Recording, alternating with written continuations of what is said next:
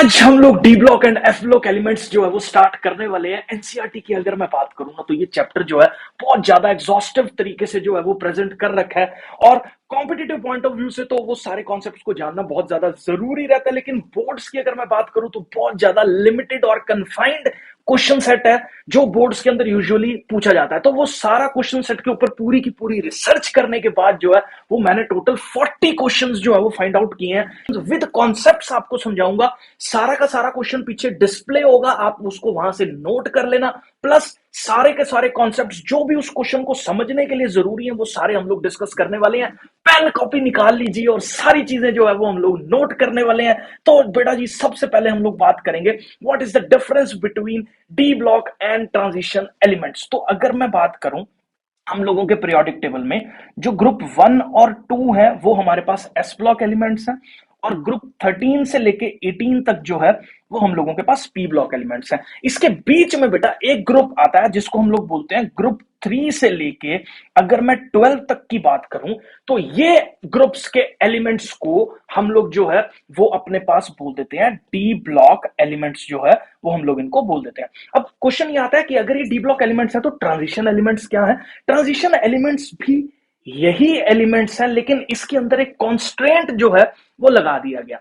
देखो D block elements को D block इसलिए बोला जा रहा है क्योंकि उन इलेक्ट्रॉन्स या उन एलिमेंट्स के अंदर जो ऑर्बिटल्स हैं उसके अंदर एम्प्टी डी ऑर्बिटल्स जो है वो प्रेजेंट है, जिससे बहुत सारी बॉन्डिंग्स जो है वो डी ऑर्बिटल के जैसे बिहेव करने से जो है वो डी ब्लॉक वाली कैरेक्टरिस्टिक्स को शो करता है। लेकिन अगर आप सोचो कि अगर किसी एलिमेंट के डी ब्लॉक के सारे ऑर्बिटल्स फुल्ली फिल्ड हैं और उसका कोई भी इलेक्ट्रॉन जो है वो रिएक्शंस के टाइम पे या फॉर्मेशंस के टाइम पे कंपाउंड की वो पार्टिसिपेट नहीं कर रहा तो उन एलिमेंट्स को हम लोग जो है वो डी ब्लॉक एलिमेंट्स तो बोल देते हैं लेकिन ट्रांजिशन एलिमेंट्स उनको नहीं बोलते हैं। तो आप थोड़ा सा अगर ध्यान दो, एक बार मैं डेफिनेशन इसकी पढ़ रहा हूं फिर डिटेल में इसको समझा रहा हूं। ये कॉन्सेप्ट है, आगे क्वेश्चन बहुत सारे आने वाले हैं।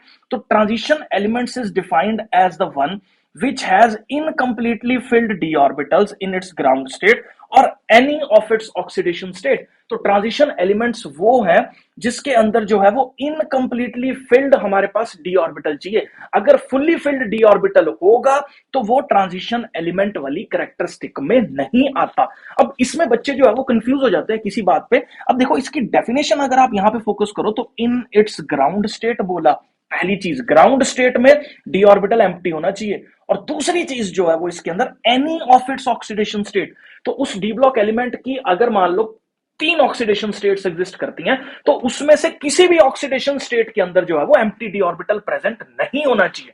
ठीक है, अगर एम्प्टी डी ऑर्बिटल प्रेजेंट होगा तो वो ट्रांजिशन एलिमेंट्स की तरह बिहेव करेगा, अगर एम्प्टी डी ऑर्बिटल प्रेजेंट नहीं होगा वो डी ऑर्बिटल फुल्ली फिल्ड होगा तो वो ट्रांजिशन एलिमेंट्स की तरह बिहेव नहीं करने वाला, क्योंकि इसकी डेफिनेशन के हिसाब से इसने बोल दिया कि इनकम्प्लीटली फिल्ड अपने को डी ऑर्बिटल्स चाहिए। अब जैसे एग्जाम्पल के तौर पे अगर मैं ग्रुप 12 के एलिमेंट्स की बात करूं जिसमें हमारे पास आता है जिंक, आता है कैडमियम, आता है मरकरी, आता है, तो इनकी अगर इलेक्ट्रॉनिक कॉन्फ़िगरेशन देखो तो इनकी इलेक्ट्रॉनिक कॉन्फ़िगरेशन के जैसे जिंक है तो 3d10 4s2, ये फुल्ली फिल्ड डी ऑर्बिटल है। फुल्ली फिल्ड डी ऑर्बिटल है मतलब डी ऑर्बिटल की एम्प्टीनेस इसके अंदर नहीं है, तो ये ट्रांजिशन एलिमेंट वाली कैरेक्टरिस्टिक के अंदर इसको हम लोग नहीं कंसीडर करेंगे।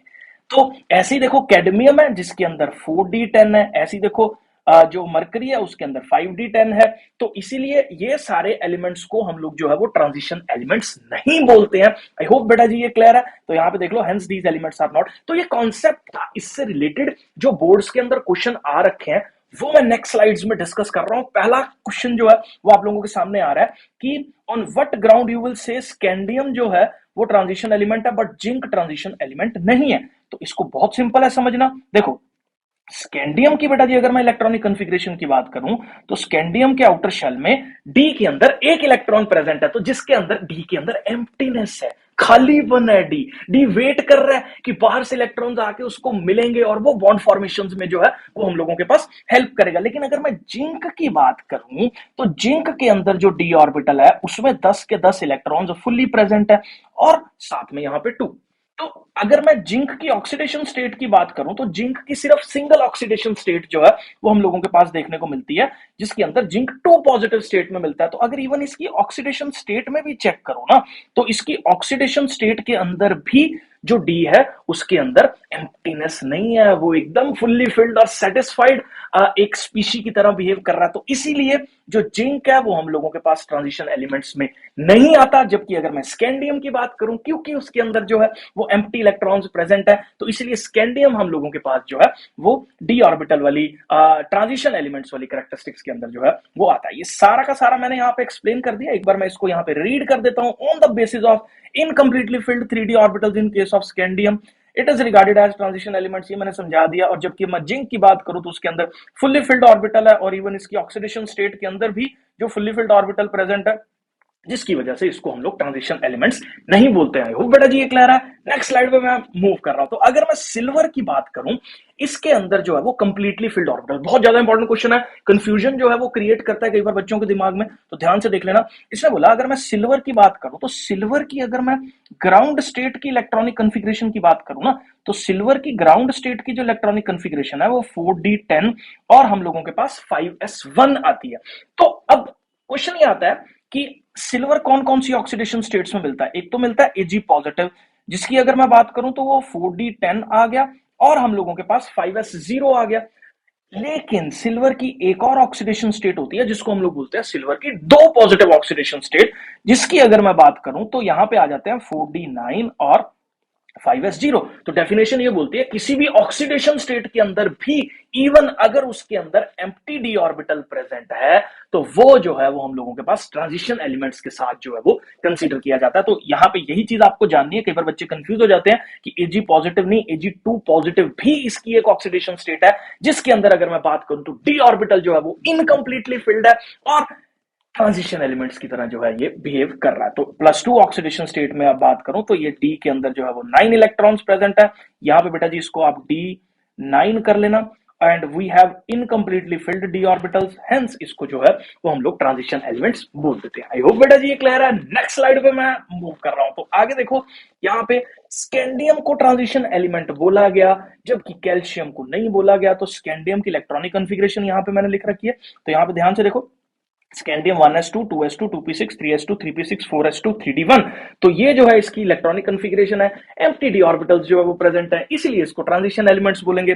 जबकि अगर मैं कैल्शियम की बात करूं तो भैया कोई भी डी ऑर्बिटल इलेक्ट्रॉन इसके अंदर नहीं प्रेजेंट है। मेटल है तो इलेक्ट्रॉन को लूज करेगा, तो ऑक्सीडेशन स्टेट नेगेटिव वाली होने का तो कोई चांस बनता नहीं है। तो जिसकी वजह से जो है वो हम लोगों के पास, क्योंकि डी जो है वो प्रेजेंट ही नहीं है, इसके अंदर कोई भी इलेक्ट्रॉन जो है वो डी स्टेट में एंटर ही नहीं करने वाला, तो ये जो है वो हम लोगों के पास ट्रांजिशन एलिमेंट्स नहीं कंसीडर किया जाता। वैसे भी देखा जाए तो कैल्शियम जो है वो ग्रुप 2 का एलिमेंट है, और ये जो है वो एल्केलाइन अर्थ मेटल की सीरीज के अंदर जो है वो कंसीडर किया जाता। वीडियो अच्छा लग रहा है ना अगर, तो प्लीज यार, मेहनत कर रहा हूं मैं आप लोगों के लिए। केमिस्ट्री केमिस्ट्री केमिस्ट्री बहुत टाइम से बच्चे कर रहे थे। पोल भी इवन मैंने डाला था, तो वहां पे मैक्सिमम बच्चों ने जो है वो बोला कि केमिस्ट्री की वीडियोस लेके आओ, तो मैं केमिस्ट्री की वीडियोस लेके आ रहा हूँ। बस थोड़ा सा यार सपोर्ट कर दो, वो लाल वाला जो नीचे बटन है ना यार, उस पर प्रेस कर दो यार, मुझे मोटिवेशन मिलता है और आगे बहुत सारी वीडियोस मैं आपके लिए लेके आ रहा हूँ। नेक्स्ट क्वेश्चन नंबर 4 पे जो है वो मूव कर रहे हैं। तो ट्रांजिशन एलिमेंट्स क्या होते हैं, उसके क्या करेक्टरिस्टिक्स जो है वो हम लोगों के पास रहते हैं। ये डेफिनेशन के तौर पे बहुत बार बोर्ड्स में क्वेश्चन आ रखा है। तो elements which lie in between the S and P block, तो एस ब्लॉक और पी ब्लॉक के बीच में लाई करने वाले जो एलिमेंट्स हैं, ये हमारे पास पी ब्लॉक है पीरियोडिक टेबल में, ये एस ब्लॉक है, ये हम लोगों के पास एफ ब्लॉक है, और ये जो क्रॉस कर दिए मैंने, ये हमारे पास जो है वो डी ब्लॉक एलिमेंट्स। तो डी ब्लॉक एलिमेंट्स जो है वो किस किस के बीच में लाई करते हैं, एस और पी ऑर्बिटल के बीच में लाई करते हैं एक पीरियोडिक टेबल के अंदर, जो कि ग्रुप 3 से लेकर 12 के बीच में है। इन विच डिफरेंट इलेक्ट्रॉन्स जो 3D के हैं प्रोग्रेसिवली फिल्ड होते हैं, और हम लोगों के पास जो है वो 4 लॉन्ग पीरियड्स जो है यहाँ पे देखा जाए तो थर्ड से शुरू है, फिर फोर्थ, फिर फिफ्थ, फिर सिक्स्थ, फिर यहाँ पे 4 लॉन्ग पीरियड्स के अंदर जो है वो हम लोगों के पास ये प्रेजेंट रहता है। आई होप बेटा जी ये क्लियर है। नेक्स्ट स्लाइड पे जो है वो मैं मूव कर रहा हूँ। डेफिनेशन देख लेना, कैरेक्टरिस्टिक्स अगले स्लाइड पे जो है वो लिखे हुए हैं। तो अगर मैं इसकी करेक्टरिस्टिक्स की बात करूं तो बेटा इसकी जो जनरल इलेक्ट्रॉनिक कॉन्फ़िगरेशन है हम लोगों के पास, वो हम लोगों के पास है n-1 D1 से लेके 10 तक, और ये S के अंदर 1 से लेके 2 तक जो है वो हो सकता है। कोई भी आप डी ब्लॉक एलिमेंट जो है वो पिक कर लो, उसके अंदर या तो जो भी यहाँ पे S के ऑर्बिटल्स होंगे आउटर शेल के, उससे एक कम रहता है D का ऑर्बिटल। स्ट्रक्चर ऑफ एटम का कॉन्सेप्ट है, ये हम लोगों ने पीरियोडिक क्लासिफिकेशंस क्लास 11th के अंदर भी general electronic configurations of D block elements जो है वो पढ़ रखी है, तो इसको याद कर लो कि एक कम वाला जो है वो डी के अंदर 10 रहते हैं और एस के अंदर जो है वो 2 रहते हैं। तो यहाँ पे इस तरीके से जो है वो इसकी इलेक्ट्रॉनिक कॉन्फ़िगरेशन हम लोगों के पास रहेगी। दूसरे कैरेक्टरिस्टिक की बात करूं तो आप ना इसको थोड़ा सा दिमाग में बिठाओ। देखो सोडियम है, सोडियम हमारे पास एक एल्कली मेटल, लेकिन अगर हम आयरन की बात करें तो आयरन एक डी ब्लॉक एलिमेंट है, तो उनकी कैरेक्टरिस्टिक्स में कितना डिफरेंस है। सोडियम को तो चक्कू मार के हम लोग काट देते हैं, लेकिन आयरन चक्कू बनाते हैं उससे, ठीक है। बहुत ज्यादा स्ट्रॉन्ग एक एलिमेंट की कैरेक्टरिस्टिक्स के अंदर जो है वो हम लोग आयरन को कंसीडर करते हैं। तो उसी को ध्यान में रखते हुए अगर आप देखो तो जो हमारे पास ट्रांजिशन एलिमेंट्स होते हैं उनका जो मेल्टिंग पॉइंट रहता है वो बहुत ज्यादा हाई होता है, बॉइलिंग पॉइंट बहुत ज्यादा हाई होता है। उनके अंदर जो है वो एम्प्टी ऑर्बिटल्स प्रेजेंट होने की वजह से जो है वो एक पैरामैग्नेटिक कैरेक्टर्स जो है वो उसके अंदर अरेंज होते हैं। पैरामैग्नेटिक सब्सटेंसेस वो सब्सटेंसेस होते हैं जिनके अंदर एम्प्टी ऑर्बिटल्स जो है वो प्रेजेंट है। जैसे अगर मैं एग्जांपल से एक बात करूं तो अगर s के अंदर एक इलेक्ट्रॉन प्रेजेंट है इट इज पैरामैग्नेटिक, अगर यहाँ पे 2 इलेक्ट्रॉन्स आ गए तो ये डायमैग्नेटिक हो गया। ऐसे किसी भी ऑर्बिटल के अंदर अगर आप सारे ऑर्बिटल्स भरे हुए हैं तो वो हम लोगों के पास डायमैग्नेटिक के अंदर आ जाता है। किसी के अंदर भी अगर एम्प्टी ऑर्बिटल्स प्रेजेंट है तो वो हम लोग पैरामैग्नेटिक वाली कैरेक्टरिस्टिक्स के अंदर जो है वो उसको देख लेते हैं। आई होप बेटा जी ये क्लियर है। नेक्स्ट देखते हैं वेरिएबल ऑक्सीडेशन स्टेट्स जो है वो हम लोगों को देखने को मिल जाती हैं। जैसे आयरन की बात करो तो आयरन जो है वो 2 पॉजिटिव स्टेट में भी मिल रहा है, 3 पॉजिटिव स्टेट में भी मिल रहा है, सिल्वर 2 पॉजिटिव में भी मिल रहा है, 1 पॉजिटिव में भी मिल रहा है। तो इस तरह से वेरिएबल ऑक्सीडेशन स्टेट्स जो है वो इन एलिमेंट्स की हमारे पास देखी जाती है। इनको डिटेल में जो है वो हम पॉइंट बाय पॉइंट क्वेश्चंस की फॉर्म में आगे स्लाइड्स में डिस्कस कर रखा है मैंने। तो कलर्ड आयंस जो है बनाते हैं, अगर आप कॉपर की बात करो तो वो पिंक कलर के सॉरी ये जो ब्लू कलर के आयंस का फॉर्मेशन कर रहा है, आयरन ग्रीन कलर के सल्फेट आयंस की फॉर्मेशन जो है वो कर रहा है। तो इस तरह से जो है वो हम लोगों के पास एक कलर्ड आयंस का फॉर्मेशन जो है वो ट्रांजिशन एलिमेंट्स के अंदर रहता है। आगे अगर मैं बात करूं तो कैटालिटिक प्रॉपर्टीज, बहुत सारे ट्रांजिशन एलिमेंट्स जो है वो कैटलिस्ट के तौर पे केमिकल रिएक्शंस के अंदर इस्तेमाल किए जाते हैं। जैसे पैलिडियम हो गया, निकल हो गया, तो ये सारे एलिमेंट्स आप लोगों ने हाइड्रोजिनेशन करके कॉन्सेप्ट्स के अंदर जो है वो डिस्कस करा होगा या आपने देखा होगा जब हम लोगों ने जो है वो हाइड्रोकार्बन चैप्टर में डबल बॉन्ड को सिंगल बॉन्ड में कन्वर्ट करने के लिए पैलेडियम, निकल और ऐसे कैटालिस्ट का यूज किया। तो कैटालिटिक प्रॉपर्टीज जो है वो इनकी रहती हैं। तो क्यों कैटालिटिक प्रॉपर्टीज है, क्या इसके रीजंस हैं, एक एक पॉइंट अगली स्लाइड्स में जो है वो आने वाला है। अभी बोर्ड पॉइंट ऑफ व्यू से ये 2 नंबर का क्वेश्चन के अंदर 2 पॉइंट्स आपको जो है वो लिख देने हैं। नेक्स्ट स्लाइड में बेटा जी मैं मूव कर रहा हूं। तो आगे डी ब्लॉक एलिमेंट्स को ट्रांजिशन एलिमेंट्स क्यों बोलते हैं? डी ब्लॉक एलिमेंट्स जो है वो ट्रांजिशन एलिमेंट्स इसलिए बोले जाते हैं क्योंकि ये जो है एक ब्रिज है किस किस के बीच में, एस ब्लॉक एलिमेंट्स और पी ब्लॉक एलिमेंट्स के बीच में। एस ब्लॉक एलिमेंट्स की बात करूं तो वो बहुत ज्यादा मेटेलिक नेचर के एलिमेंट्स हैं और पी ब्लॉक एलिमेंट्स में बात करो तो वो मेजरली जो है वो हम लोगों के पास एक नॉन मेटेलिक नेचर के एलिमेंट्स है। तो ट्रांजिशन इसलिए बोला गया कि एस से पी पे मूव करते हुए धीरे धीरे कैरेक्टरिस्टिक्स का जो वेरिएशन है वो इस हिसाब से हो रहा है कि मेटल जो है वो नॉन मेटेलिक कैरेक्टरिस्टिक्स में ट्रांजिट कर रहा है या मेटल्स का जो है वो नॉन मेटल्स के अंदर ट्रांजिशन हो रहा है। तो इसीलिए ये एलिमेंट्स एक ब्रिज का काम कर रहे हैं जिसके अंदर मेटल्स की कैरेक्टरिस्टिक्स धीरे धीरे कम हो के नॉन मेटेलिक नेचर के अंदर कन्वर्ट हो जाती हैं। इसीलिए इसको जो है वो हम लोग ट्रांजिशन एलिमेंट्स बोलते हैं। अब बेटा जी ये क्लियर है। नेक्स्ट स्लाइड पे मैं मूव कर रहा हूं। तो why do transition elements show variable oxidation state? अब मैंने बोला था एक एक करके मैं सारे पॉइंट्स इसको डिस्कस करने वाला हूं। तो ये होता है कि variable oxidation state transition elements क्यों शो कर रहे हैं। तो देखो ट्रांजिशन एलिमेंट्स की अगर मैं इलेक्ट्रॉनिक कॉन्फ़िगरेशन की बात करूं तो बेटा मैंने बोला था कि इसका जो डी है उसके अंदर 1 से लेकर 10 तक इलेक्ट्रॉन्स आ सकते हैं और जो बाहर वाला हम लोगों के पास एस है वो हम लोगों के पास जो है वो 1 से लेकर 2 तक इलेक्ट्रॉन्स जो है वो लेके आ सकता है। अब देखो इन दोनों ऑर्बिटल्स की एनर्जीज के अंदर डिफरेंस रहता है। जो भी हमारे पास मल्टी इलेक्ट्रॉन स्पीशीज होते हैं, जिन स्पीशीज के अंदर बहुत ज्यादा नंबर ऑफ इलेक्ट्रॉन्स प्रेजेंट होते हैं, तो उसमें 3s 3p 3d 3f तो नहीं होता, 4f की जो एनर्जीज हैं वो हम लोगों के पास डिफरेंट रहती हैं। तो जिससे इन दोनों के बीच में जो है वो एक एनर्जी डिफरेंस एग्जिस्ट करता है। तो अगर तो हम लोगों के पास 2 इलेक्ट्रॉन्स इसी के पार्टिसिपेट कर रहे हैं, जो सामने वाला एलिमेंट है उसमें उतनी एनर्जी नहीं है कि इसको साथ में पार्टिसिपेट करवाए, तो लोअर वाले ऑर्बिटल्स के अंदर अगर पार्टिसिपेशन हो रहा है तो खाली s ऑर्बिटल पार्टिसिपेट कर जाता है। तो जो भी ऑक्सीडेशन स्टेट है वो s के हिसाब से देखी जाती है।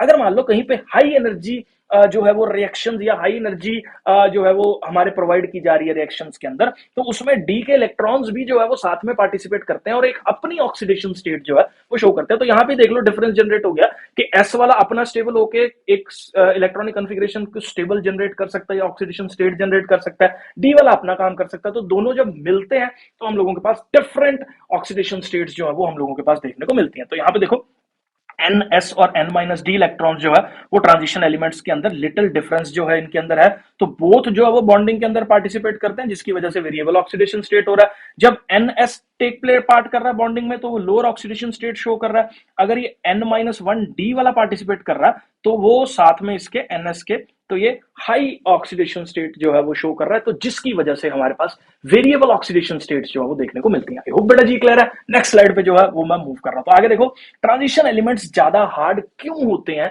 एल्कली मेटल से। तो बेटा एक ना इन सारे क्वेश्चंस के आंसर के अंदर अगर आप देखो तो जो हमारे पास डी ऑर्बिटल प्रेजेंट है, अगर हम लोग बात करें तो डी के अंदर जो है वो हम लोगों के पास कुछ इलेक्ट्रॉन्स जो है वो प्रेजेंट है। अगर मान लो दूसरा एलिमेंट भी होगा, एटम भी होगा जिसके अंदर भी डी ऑर्बिटल जो है वो सेम ही प्रेजेंट होगा, जैसे मान लो ये आयरन है, कोई भी एग्जांपल ले लेता हूं, या कोई भी एक एक्स एलिमेंट है हम लोगों के पास जिसके अंदर जो है वो क्या प्रेजेंट है। एक सेकंड इसको मैं ना ढंग से जो है वो कर देता हूं। यहाँ पे देखो अगर मैं एक पर्टिकुलर एलिमेंट की बात करूं डी के अंदर, तो ये मैंने बना दिया 1 2 3 4 5 ऑर्बिटल्स है ना, तो ये मैंने एक डी बना दिया, ये किसी भी मेटल एक्स का।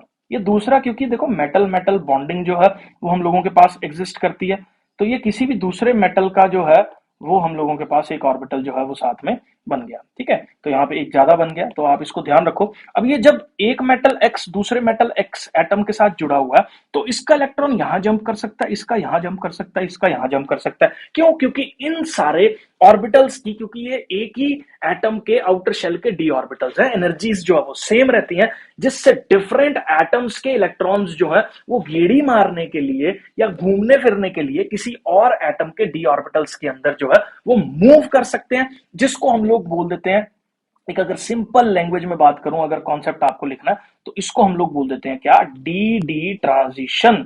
तो डी और डी के बीच में जो है वो इलेक्ट्रॉन्स का ट्रांजिशन हो रहा है। ठीक है, तो इसकी वजह से जो है एक स्ट्रॉन्ग मेटालिक बॉन्डिंग जो है वो एग्जिस्ट करती है, इसीलिए जो है ये बहुत ज्यादा हार्ड होते हैं as compare to alkali metals, क्योंकि एल्कली मेटल्स के अंदर डी ऑर्बिटल्स प्रेजेंट नहीं है, तो कोई भी डी डी ट्रांजिशंस जो है इन एटम्स के इलेक्ट्रॉन्स के अंदर जो है वो नहीं देखने को मिल रही, जिसकी वजह से कंपैरेटिवली जो है ये थोड़ा सा वीकर जो है वो बॉन्ड का फॉर्मेशन करते हैं, इसलिए इनको चाकू से जो है वो हम लोग काट सकते हैं। बेटा जी क्लियर है। नेक्स्ट जो है एक ये वर्ड यूज कर देना, टीचर जो है वो यूजुअली पूरे नंबर दे देता है कि ट्रांजिशन एलिमेंट्स के अंदर डी डी जो है वो ट्रांजिशंस प्रेजेंट होती हैं। क्यों? क्योंकि उनके अंदर जो है वो एम्प्टी डी इलेक्ट्रॉन्स जो है, जिसकी वजह से एक एटम के इलेक्ट्रॉन्स दूसरे एटम के इलेक्ट्रॉन्स में जंप कर सकते हैं, जिससे मेटालिक बॉन्डिंग स्ट्रांग हो जाती है। मेटालिक बॉन्डिंग स्ट्रांग होगी तो एटम को हार्डर कैरेक्टरिस्टिक जो है वो देके जाएगी। आई होप ये क्लियर था। नेक्स्ट जो है वो हम लोग मूव कर रहे हैं। अब ये आता है why most of the transition elements exhibit characteristic colour in the aqueous solution. तो इसका मतलब ये है कि एलिमेंट के अंदर जो है वो, अगर हम लोग ट्रांजिशन एलिमेंट के आयन को अगर हम लोग पानी में डालेंगे तो उसके अंदर जो है वो एक कैरेक्टरिस्टिक कलर क्यों आ रहा है। जैसे for example iron sulphate solution में ग्रीन विट्रोल बोल देते हैं, कॉपर को हम लोग ब्लू विट्रोल बोल देते हैं, तो ग्रीन ब्लू जैसे कैरेक्टरिस्टिक्स जो है वो क्यों देखने को मिल रहे हैं इन पर्टिकुलर एटम्स के आयंस के साथ जब वो एक्वस सॉल्यूशन में डिसॉल्व हो रहे हैं। तो इसका एक बार आंसर पढ़ लो। Most of the complex of the transition metals are coloured because of the absorption of light from the visible region to promote an electron from one d orbital to the another. This is known as dd transition and imparting colors to the solution. तो ये इसको आप यहां पे देख लो कि जो हम लोगों के पास एक पर्टिकुलर आयन है, ये डी ऑर्बिटल्स जो है ना बेटा वो यूजुअली 5 रहते हैं, 1 2 3 4 5। अब जब ये आयन की फॉर्म में प्रेजेंट होता है तो कई बार इनकी आपस में जो है ना वो स्प्लिटिंग हो जाती है। स्प्लिटिंग कैसे हो जाती है, ये 3 ऑर्बिटल्स अलग हो जाते हैं और ये 2 ऑर्बिटल्स जो है वो अलग हो जाते हैं। क्यों? क्योंकि मान लो वाटर प्रेजेंट है एक्वस सॉल्यूशन के अंदर, वाटर एक लीगेंड के तौर पे काम कर रहा है और वाटर के जो ऑक्सीजन के इलेक्ट्रॉन्स हैं वो इतनी इलेक्ट्रिक फील्ड डेवलप कर देते हैं कि जो डी ऑर्बिटल के इलेक्ट्रॉन्स है वो क्या कर जाते हैं, आपस में स्प्लिट कर जाते हैं। स्प्लिट करने की वजह से तीन जो डी ऑर्बिटल है वो हम लोगों के पास सेम एनर्जी शो कर रहे हैं, जैसे एक्स वाई, वाई जेड और जेड एक्स। और जो दो ऑर्बिटल्स हैं जिसमें ये आ जाते हैं, वो अलग एनर्जीज जो है वो शो कर रहे हैं। अब होता क्या है कि जब भी हम लोग इनको एक्वस सॉल्यूशन में डिसॉल्व करते हैं तो इसके आयंस के अंदर जो इलेक्ट्रॉन्स प्रेजेंट है वो इस जगह से इस जगह पे मूव करते हैं और फिर वापस आते हैं। देखो, जब ये यहां से यहां पे मूव करेगा, इस मोशन में जाएगा, तो क्या करेगा, ये एनर्जी अब्सॉर्ब करेगा। अब इस पर्टिकुलर प्लेस पे ज्यादा देर तक रिसाइड नहीं करेगा तो ये वापस अपनी जगह पे जंप करेगा। वापस अपनी जगह पे जंप करेगा तो क्या करेगा, अपने पास एनर्जी को रिलीज करेगा, energy in the form of photons release होगी। तो ये एक कलर्ड रेडिएशंस जो है वो हम लोगों के पास देखने को मिलती हैं। तो इसको हम लोग डीडी ट्रांजिशन जो है वो यहाँ पे बोल देते हैं। ठीक है, आई होप ये क्लियर है। तो ये जो है वो हम लोगों के पास रिस्पॉन्सिबल है colours of the aqueous solutions के अंदर जो है वो कलर्स की रीजनिंग के तौर पे जो है वो हम लोग बात करें तो इसकी वजह से जो है वो ऐसा हो रहा है। आई होप बेटा जी ये क्लियर है। नेक्स्ट स्लाइड पे जो है वो मैं मूव कर रहा हूं। Why transition elements are known to form interstitial compounds. Interstitial compounds जो है वो ट्रांजिशन एलिमेंट्स क्यों बना रहे हैं, तो अब इसको ध्यान से देखो थोड़ा सा। तो in crystal lattice the transition elements have interstitial vacant spaces into which small size non metal such as boron. अब देखो ट्रांजिशन एलिमेंट्स के जो साइज हैं, अगर मैं बात करूं यहाँ पे, तो इसको देखो जरा। मान लो ये सारे के सारे ट्रांजिशन एलिमेंट्स जो है उस एक पर्टिकुलर को हम कंसीडर कर देते हैं। जैसे आयरन मान लो मैंने कंसीडर कर लिया या पैलेडियम कंसीडर कर लिया। तो अगर आप बेटा जी थोड़ा सा ध्यान दो तो ये सारा स्पेस जो है ना वो इसके अंदर खाली स्पेस है। खाली स्पेस के अंदर जो छोटे छोटे एटम्स है ना, जैसे हाइड्रोजन हो गया, बोरोन हो गया, कार्बन हो गया, नाइट्रोजन हो गया, जो भी हमारे पास स्मॉल साइज रखने वाले एलिमेंट्स हैं, वो कई बार आके इन पर्टिकुलर प्लेसेस पे क्या हो जाते हैं, फिट हो जाते हैं। इन पर्टिकुलर प्लेसेस पे फिट होने की वजह से वो अपना घर बसा लेते हैं। तो इंटरस्टिशियल साइट्स, जो जगह एटम्स के अटैच होने के कारण जनरेट हो रहा है, उन जगह पे हाइड्रोजन, बोरोन, कार्बन, नाइट्रोजन जैसे छोटे एलिमेंट्स आके अटैच हो जाते हैं, जिसको हम लोग जो है वो इंटरस्टिशियल कंपाउंड्स का नाम दे देते हैं। आई होप बेटा जी क्लियर है। ये इसका नोट कर लेना। नेक्स्ट क्वेश्चन पे जो है वो मैं मूव कर रहा हूं।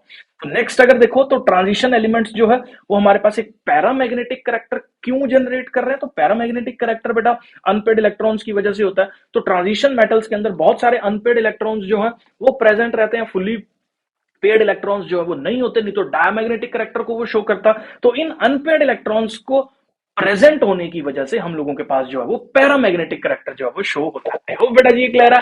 नेक्स्ट स्लाइड पे जो है वो मैं मूव कर रहा हूं। तो ये बहुत ज्यादा इंपॉर्टेंट अगला क्वेश्चन जो है वो यहां पे बैठेगा कि which of the following cations are coloured in the aqueous solution and why. मतलब कौन से जो है वो हम लोगों के पास कलर्ड है और क्यों है। तो बेटा एक दिमाग में अच्छे से एक चीज बिठा लो।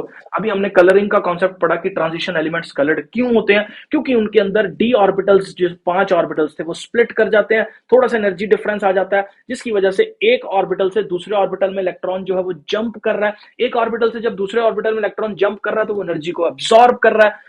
एनर्जी अब्सॉर्ब करने के बाद ज्यादा टाइम तक वहां पे स्टे नहीं करता, जिससे वो दोबारा से अपनी जगह पे वापस आता है। फोटोन्स की फॉर्म में जो है वो एनर्जी को एमिट कर रहा है, फोटोन्स की फॉर्म में एनर्जी को एमिट कर रहा है। तो कलर्स जो है वो देखने को अपने पास मिल रहे हैं। होप ये क्लियर है। अब यहां पे देखेंगे तो देखो, मतलब कलर्स का अगर मैं कॉन्सेप्ट की बात करूं तो जो मेजोरिटी है वो इस चीज में लाई कर रही है कि भाई उसके अंदर एम्प्टी इलेक्ट्रॉन्स जो है, एम्प्टी ऑर्बिटल्स जो है वो डी के अंदर प्रेजेंट होने चाहिए। अगर डी के अंदर एम्प्टी ऑर्बिटल्स प्रेजेंट नहीं है तो कोई भी डी डी ट्रांजिशन जो है वो एक्वस सॉल्यूशंस के अंदर अपने पास देखने को नहीं मिलेगा, जिससे कलर्स जो है वो इंपार्ट नहीं करेगा कोई भी ट्रांजिशन एलिमेंट की अगर मैं बात करूं तो। अब यहां पे ध्यान से देखो, हम लोगों के पास स्कैंडियम है, वेनेडियम है, टाइटेनियम है और ये मैंगनीज है। तो यहां पे देखो, अगर मैं इनकी इलेक्ट्रॉनिक कॉन्फ़िगरेशंस की बात करूं तो ये इसकी ग्राउंड स्टेट की इलेक्ट्रॉनिक कॉन्फ़िगरेशन है, ये वेनेडियम की ग्राउंड स्टेट की इलेक्ट्रॉनिक कॉन्फ़िगरेशन है, ये इसकी है और ये इसकी इलेक्ट्रॉनिक कॉन्फ़िगरेशन दे रखी है। अब यहाँ पे देखो 3 पॉजिटिव स्टेट है, 3 पॉजिटिव स्टेट है तो ये 3 इलेक्ट्रॉन लूज करेगी। ऑब्वियसली सबसे पहले इलेक्ट्रॉन जाएगा एस में से, फिर इलेक्ट्रॉन जाएगा डी में से, तो ये दोनों जो है वो 0 0 इलेक्ट्रॉन वाले हम लोगों के पास हो गए। अगर मैं आगे बात करूं तो इसके अंदर 3 पॉजिटिव स्टेट है। 3 पॉजिटिव स्टेट के लिए 2 इलेक्ट्रॉन्स जाएंगे एस से, एक इलेक्ट्रॉन जाएगा यहां से डी से। तो एक इलेक्ट्रॉन जब डी से गया तो 3 का 2 हो गया और एस का जो है वो हमारे पास 0 हो गया। अगर मैं टीआई की बात करूं +4 ऑक्सीडेशन स्टेट है, तो देखो 2 यहां से जाने वाले हैं और 2 इलेक्ट्रॉन्स यहां से जाने वाले हैं, तो ये दोनों 0 0 हो जाएंगे। अगर मैं मैंगनीज की बात करूं तो इसकी +2 ऑक्सीडेशन स्टेट है, जिसमें इलेक्ट्रॉन जो है वो s के अंदर से ही हमारे पास जाएगा। अब यहां पे देख लो, इसके अंदर तो हम लोगों के पास जो है वो s orbital present, d orbital present नहीं है, इसके अंदर भी d ऑर्बिटल प्रेजेंट नहीं है, इसके अंदर d ऑर्बिटल प्रेजेंट है, और इसके अंदर भी d ऑर्बिटल जो है वो हमारे पास प्रेजेंट है। तो हम लोगों के पास जो एक ये वाला आयन और ये वाला आयन, इनके अंदर dd ट्रांजिशन होने की संभावना है, इसीलिए ये कलर्ड कॉम्प्लेक्सेस को जो है वो फॉर्म करेंगे। आई होप बेटा जी ये क्लियर है। नेक्स्ट स्लाइड पे जो है वो मैं मूव कर रहा हूं, तो आगे देखो, why the enthalpy of atomisation of the transition metals is quite high. तो एंथैल्पी ऑफ एटमाइजेशन का मतलब समझना, ये मेटालिक करैक्टर से ही जो है वो यहाँ पे हम लोगों को समझना पड़ेगा, क्योंकि देखो ये जो हमारे पास मेटल्स है ना, जो डी ब्लॉक एलिमेंट्स के हैं, इनके जब एटम्स एक दूसरे के साथ अटैच होते हैं ना, तो इसके अंदर जो है वो इलेक्ट्रॉन्स एक एटम के डी ऑर्बिटल से दूसरे एटम के डी ऑर्बिटल के अंदर जो है वो एंटर करते हैं, जिससे एक बहुत ज्यादा स्ट्रॉन्ग मेटेलिक बॉन्ड का फॉर्मेशन हो जाता है। अगर बॉन्ड स्ट्रॉन्ग मेटेलिक बॉन्ड बन रहा है, तो इसका मतलब उन एटम्स को जो एक दूसरे के साथ जुड़े हुए हैं, उनको ज्यादा एनर्जी देनी पड़ेगी एक दूसरे से जुदा करने के लिए। वो कहेंगे जुदा होके भी तो मुझ में कहीं बाकी है, छोड़ो। तो वो एटम जो है उसको बहुत ज्यादा एनर्जी देनी पड़ेगी एक दूसरे से दूर करने के लिए, तो इसी को हम लोग एंथैल्पी ऑफ एटमाइजेशन बोल देते हैं, जिसमें हम लोग बहुत दूर इन्फिनाइट डिस्टेंस तक जो है वो एटम्स को ले जाते हैं, उसके लिए जो एनर्जी रिक्वायर्ड है उसको एंथैल्पी ऑफ एटमाइजेशन बोल देते हैं। क्योंकि स्ट्रॉन्ग मेटालिक बॉन्ड्स जो है वो बन रहे हैं, इसलिए एंथैल्पी ऑफ एटमाइजेशन बहुत ज्यादा हाई होने वाली है। आई होप बेटा जी ये क्लियर है। एक बार इसको यहां से पढ़ लेते हैं। It is due to the strong metallic bond and additional covalent bonding between the atoms of the D orbital D block elements. Metallic bond is due to their small size, while covalent bond is due to DD overlapping. तो इसके अंदर DD का overlap हो रहा है, जिसकी वजह से जो है वो हम लोगों के पास एटमाइजेशन की एंथैल्पी जो है बहुत ज्यादा हाई रहती है। आई होप ये क्लियर है। नेक्स्ट क्वेश्चन पे जो है वो मैं मूव कर रहा हूं। Why transition elements except zinc, cadmium and mercury are hard and have high melting point and boiling point. तो यहां पे देख लो बेटा जी, जो transition elements except zinc, cadmium and mercury, तो ये ZnCdHg सबको मालूम है लिक्विड स्टेट के अंदर प्रेजेंट है। तो अगर आप इन सब की इलेक्ट्रॉनिक कॉन्फ़िगरेशन की बात करो ना बेटा, तो इसके अंदर 3d10, इसके अंदर 4d10, इसके अंदर 5d10। तो डी ऑर्बिटल के इलेक्ट्रॉन्स तो कोई भी ओवरलैपिंग नहीं कर रहे, कोई डीडी ट्रांजिशन नहीं हो रही, कोई स्ट्रॉन्ग मेटालिक बॉन्ड्स का फॉर्मेशन नहीं हो रहा, जिसकी वजह से जो है ये कंपैरेटिवली थोड़ा सा वीकर मेटालिक बॉन्डिंग्स जो है वो इनके अंदर एग्जिस्ट करती हैं, जिससे ये बहुत ज्यादा कम टेम्परेचर पे भी जो है वो एनर्जी उनको इनफ मिल जाती है कि एक दूसरे से जो है वो दूर दूर हो जाए। तो जिसकी वजह से जो है वो हम लोगों के पास एक लिक्विड स्टेट में या थोड़े से सॉफ्ट टाइप के जो एलिमेंट्स हैं ये हम लोगों के पास ये रहते हैं। तो मरकरी जैसे लिक्विड इकलौता ऐसा मेटल है जो लिक्विड है, ठीक है। तो transition metals exhibit metallic properties because of the strong metallic bonding between them. Metallic bonding जो है वो डी ऑर्बिटल्स के अंदर जो है वो इलेक्ट्रॉन्स के ऊपर जो है वो डिपेंड करती है, डीडी ट्रांजिशंस के ऊपर जो है वो डिपेंड करती है। लेकिन डीडी ट्रांजिशंस यहाँ पे हो ही नहीं रही है, क्योंकि ये डी ऑर्बिटल तो इनका फुल्ली फिल्ड है, एकदम सेटिस्फाइड वाली कंडीशन के अंदर जो है वो लाई करता है, जिसकी वजह से कोई ट्रांजिशन नहीं हो रही है। अगर क्योंकि इसकी इलेक्ट्रॉनिक कॉन्फ़िगरेशन ये है, वैलेंस शेल के अंदर कोई भी डीडी ऑर्बिटल अवेलेबल नहीं है, इसकी वजह से जो है ये क्वेश्चन का आंसर आपको लिख देना है। आई होप ये क्लियर है। नेक्स्ट क्वेश्चन नंबर जो है अगर मैं बात करूं 15 पे, तो ये क्वेश्चन बहुत ज्यादा इंपॉर्टेंट है, क्योंकि देखो जो हमारे पास ट्रांजिशन एलिमेंट्स हैं वो हम लोगों के पास वेरिएबल ऑक्सीडेशन स्टेट्स को शो करते हैं। कॉपर जो है एक पॉजिटिव स्टेट देता है, एक कॉपर हम लोगों के पास एक 2 पॉजिटिव स्टेट देता है। लेकिन ऐसा बोला जाता है कि कॉपर जो 1 पॉजिटिव है, यहां पे अगर मैं रोमन्स के अंदर 1 लिख दूं तो इसका मतलब ये कॉपर की कौन से वाली ऑक्सीडेशन स्टेट की बात कर रहा है, या कॉपर पॉजिटिव वाली ऑक्सीडेशन स्टेट की बात कर रहा है। तो अगर मैं कॉपर पॉजिटिव की ऑक्सीडेशन स्टेट की बात करूं, तो कॉपर पॉजिटिव पानी में बहुत ज्यादा स्टेबल नहीं है एक्वस सॉल्यूशन के अंदर। क्यों? क्योंकि water has the enough energy to जिसको बोलते हैं make it disproportionation reaction happen, ठीक है। तो ये डिस्प्रोपोर्शनेशन रिएक्शन के लिए अगर आप थोड़ा सा ध्यान दो, तो यहां पे देखो कॉपर क्या कर रहा है, एक इलेक्ट्रॉन लूज कर रहा है, और इस जगह पे देखो कॉपर क्या कर रहा है, हमारे पास एक इलेक्ट्रॉन यहां पे क्या हो रहा है, गेन हो रहा है। तो एक ही आयन का 2 तरीके से टूटना, जिसमें एक बार वो इलेक्ट्रॉन को गेन कर रहा है और दूसरी कंडीशन के अंदर वो इलेक्ट्रॉन को लूज कर रहा है। सेम आयन का 2 तरीके से टूटना या 2 तरीके से कन्वर्ट होना, जिसमें एक के अंदर जो है वो इलेक्ट्रॉन लूज कर रहा है और दूसरे के अंदर जो है वो इलेक्ट्रॉन गेन कर रहा है, ऐसी कंडीशंस को या ऐसी रिएक्शंस को हम लोग डिस्प्रोपोर्शनेशन रिएक्शन जो है वो बोल देते हैं। तो कॉपर की अगर मैं बात करूं पॉजिटिव वाले की, तो कॉपर 2 पॉजिटिव और कॉपर के अंदर जो है वो ब्रेक हो रहा है। तो stability of the copper 2 positive rather than copper positive is due too much more negative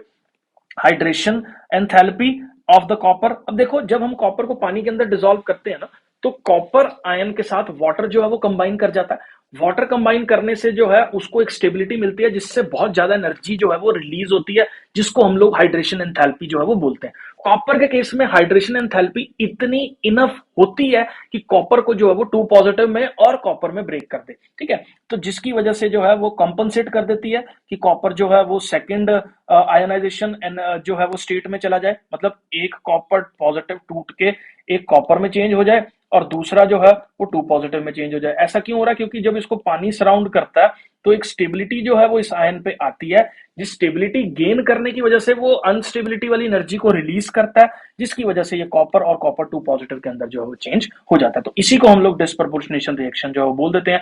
ये मेंशन करना बहुत ज्यादा जरूरी है कि कैसे हाइड्रेशन एंथैल्पीज जो है वो कॉम्पनसेट कर रही है हम लोगों के पास चीजों को। आई होप ये क्लियर है। नेक्स्ट स्लाइड पे जो है वो मैं मूव कर रहा हूं। Why chromium is a strong reducing agent while manganese with the same D configuration is an oxidizing agent। तो थोड़ा सा ध्यान दो। सबसे पहले रिड्यूसिंग एजेंट और ऑक्सीडाइजिंग एजेंट को समझने के लिए आपको इनकी इलेक्ट्रॉनिक कॉन्फ़िगरेशंस जाननी पड़ेंगी। तो इसकी अगर मैं कॉपर 2 पॉजिटिव की इलेक्ट्रॉनिक कॉन्फ़िगरेशन लिखूं, वो ये है कॉपर 2 पॉजिटिव की। जबकि मैंगनीज की अगर मैं इलेक्ट्रॉनिक कॉन्फ़िगरेशन लिखूं, तो मैंगनीज की इलेक्ट्रॉनिक कॉन्फ़िगरेशन हम लोगों के पास ये है। तो कॉपर 2 पॉजिटिव जो है उसके अंदर एबिलिटी है कॉपर 3 पॉजिटिव में चेंज होने की। क्यों? क्योंकि copper 3 positive has half filled T2G level. अब मैंने आपको बताया था कि ये ऑर्बिटल्स की एनर्जीज जो है वो हमारे पास स्प्लिट कर जाती हैं। तो इस तरीके से जो है वो स्प्लिटिंग हो जाती है। एक 5 वाले इलेक्ट्रॉन्स का डी ऑर्बिटल जो है वो स्प्लिट कर जाता है हम लोगों के पास दो अलग अलग ऑर्बिटल्स के अंदर लिगेंड्स की प्रेजेंस में। ठीक है, तो इस वाले लेवल को, जो नीचे वाला लेवल होता है ना, इसको हम लोग बोलते हैं T2G लेवल, इसको हम लोग बोलते हैं EG लेवल। ठीक है, तो अब देखो इसके अंदर डी के अंदर इलेक्ट्रॉन्स कितने प्रेजेंट है, मैं क्रोमियम की बात कर रहा हूं, कंफ्यूज नहीं करना।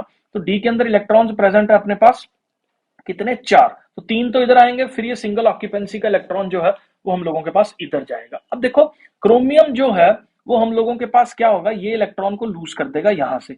कहां से इलेक्ट्रॉन को लूज किया? यहां पे जो इलेक्ट्रॉन था इसको लूज कर दिया। क्यों? क्योंकि इसके पास जो T2G लेवल है वो एक हाफ फिल्ड लेवल हो गया, जिससे उसको एक स्टेबिलिटी जो है वो मिल गई। तो इसका मतलब क्रोमियम 2 पॉजिटिव की टेंडेंसी है हमारे पास क्या? इलेक्ट्रॉन को लूज करने की। अब जो इलेक्ट्रॉन को लूज करने की टेंडेंसी रखता है वो ऑक्सीडाइज हो रहा है, तो रिड्यूसिंग एजेंट का काम करेगा। जो जिसके अंदर ऑक्सीडेशन हो रही है वो इलेक्ट्रॉन लूज करते हैं, और वो रिड्यूसिंग एजेंट्स का काम जो है वो हमारे पास कर रहे हैं। तो जबकि अगर मैं Mn3 पॉजिटिव की बात करूं, तो उसके अंदर डी के अंदर जो है वो हम लोगों के पास 4 इलेक्ट्रॉन्स प्रेजेंट है। अब इसके अंदर अगर मैं बात करूं, अगर ये एक इलेक्ट्रॉन गेन कर लेता है तो ये D5 इलेक्ट्रॉनिक कॉन्फ़िगरेशन जो है वो अचीव कर लेगा। अब स्प्लिटिंग जो है वो एटम टू एटम वेरी करती है, तो इसके अंदर जो एनर्जी वेरिएशंस है वो इस हिसाब से होती है कि एक इलेक्ट्रॉन गेन करके इसको ज्यादा स्टेबिलिटी मिलती है, जिसकी वजह से जो है, क्योंकि हाफ फिल्ड इलेक्ट्रॉनिक कॉन्फ़िगरेशन वाला कॉन्सेप्ट यहां पे लगेगा, जिसके अंदर एक्स्ट्रा स्टेबिलिटी है, तो ये ऑक्सीडाइजिंग एजेंट की तरह जो है वो बिहेव करेगा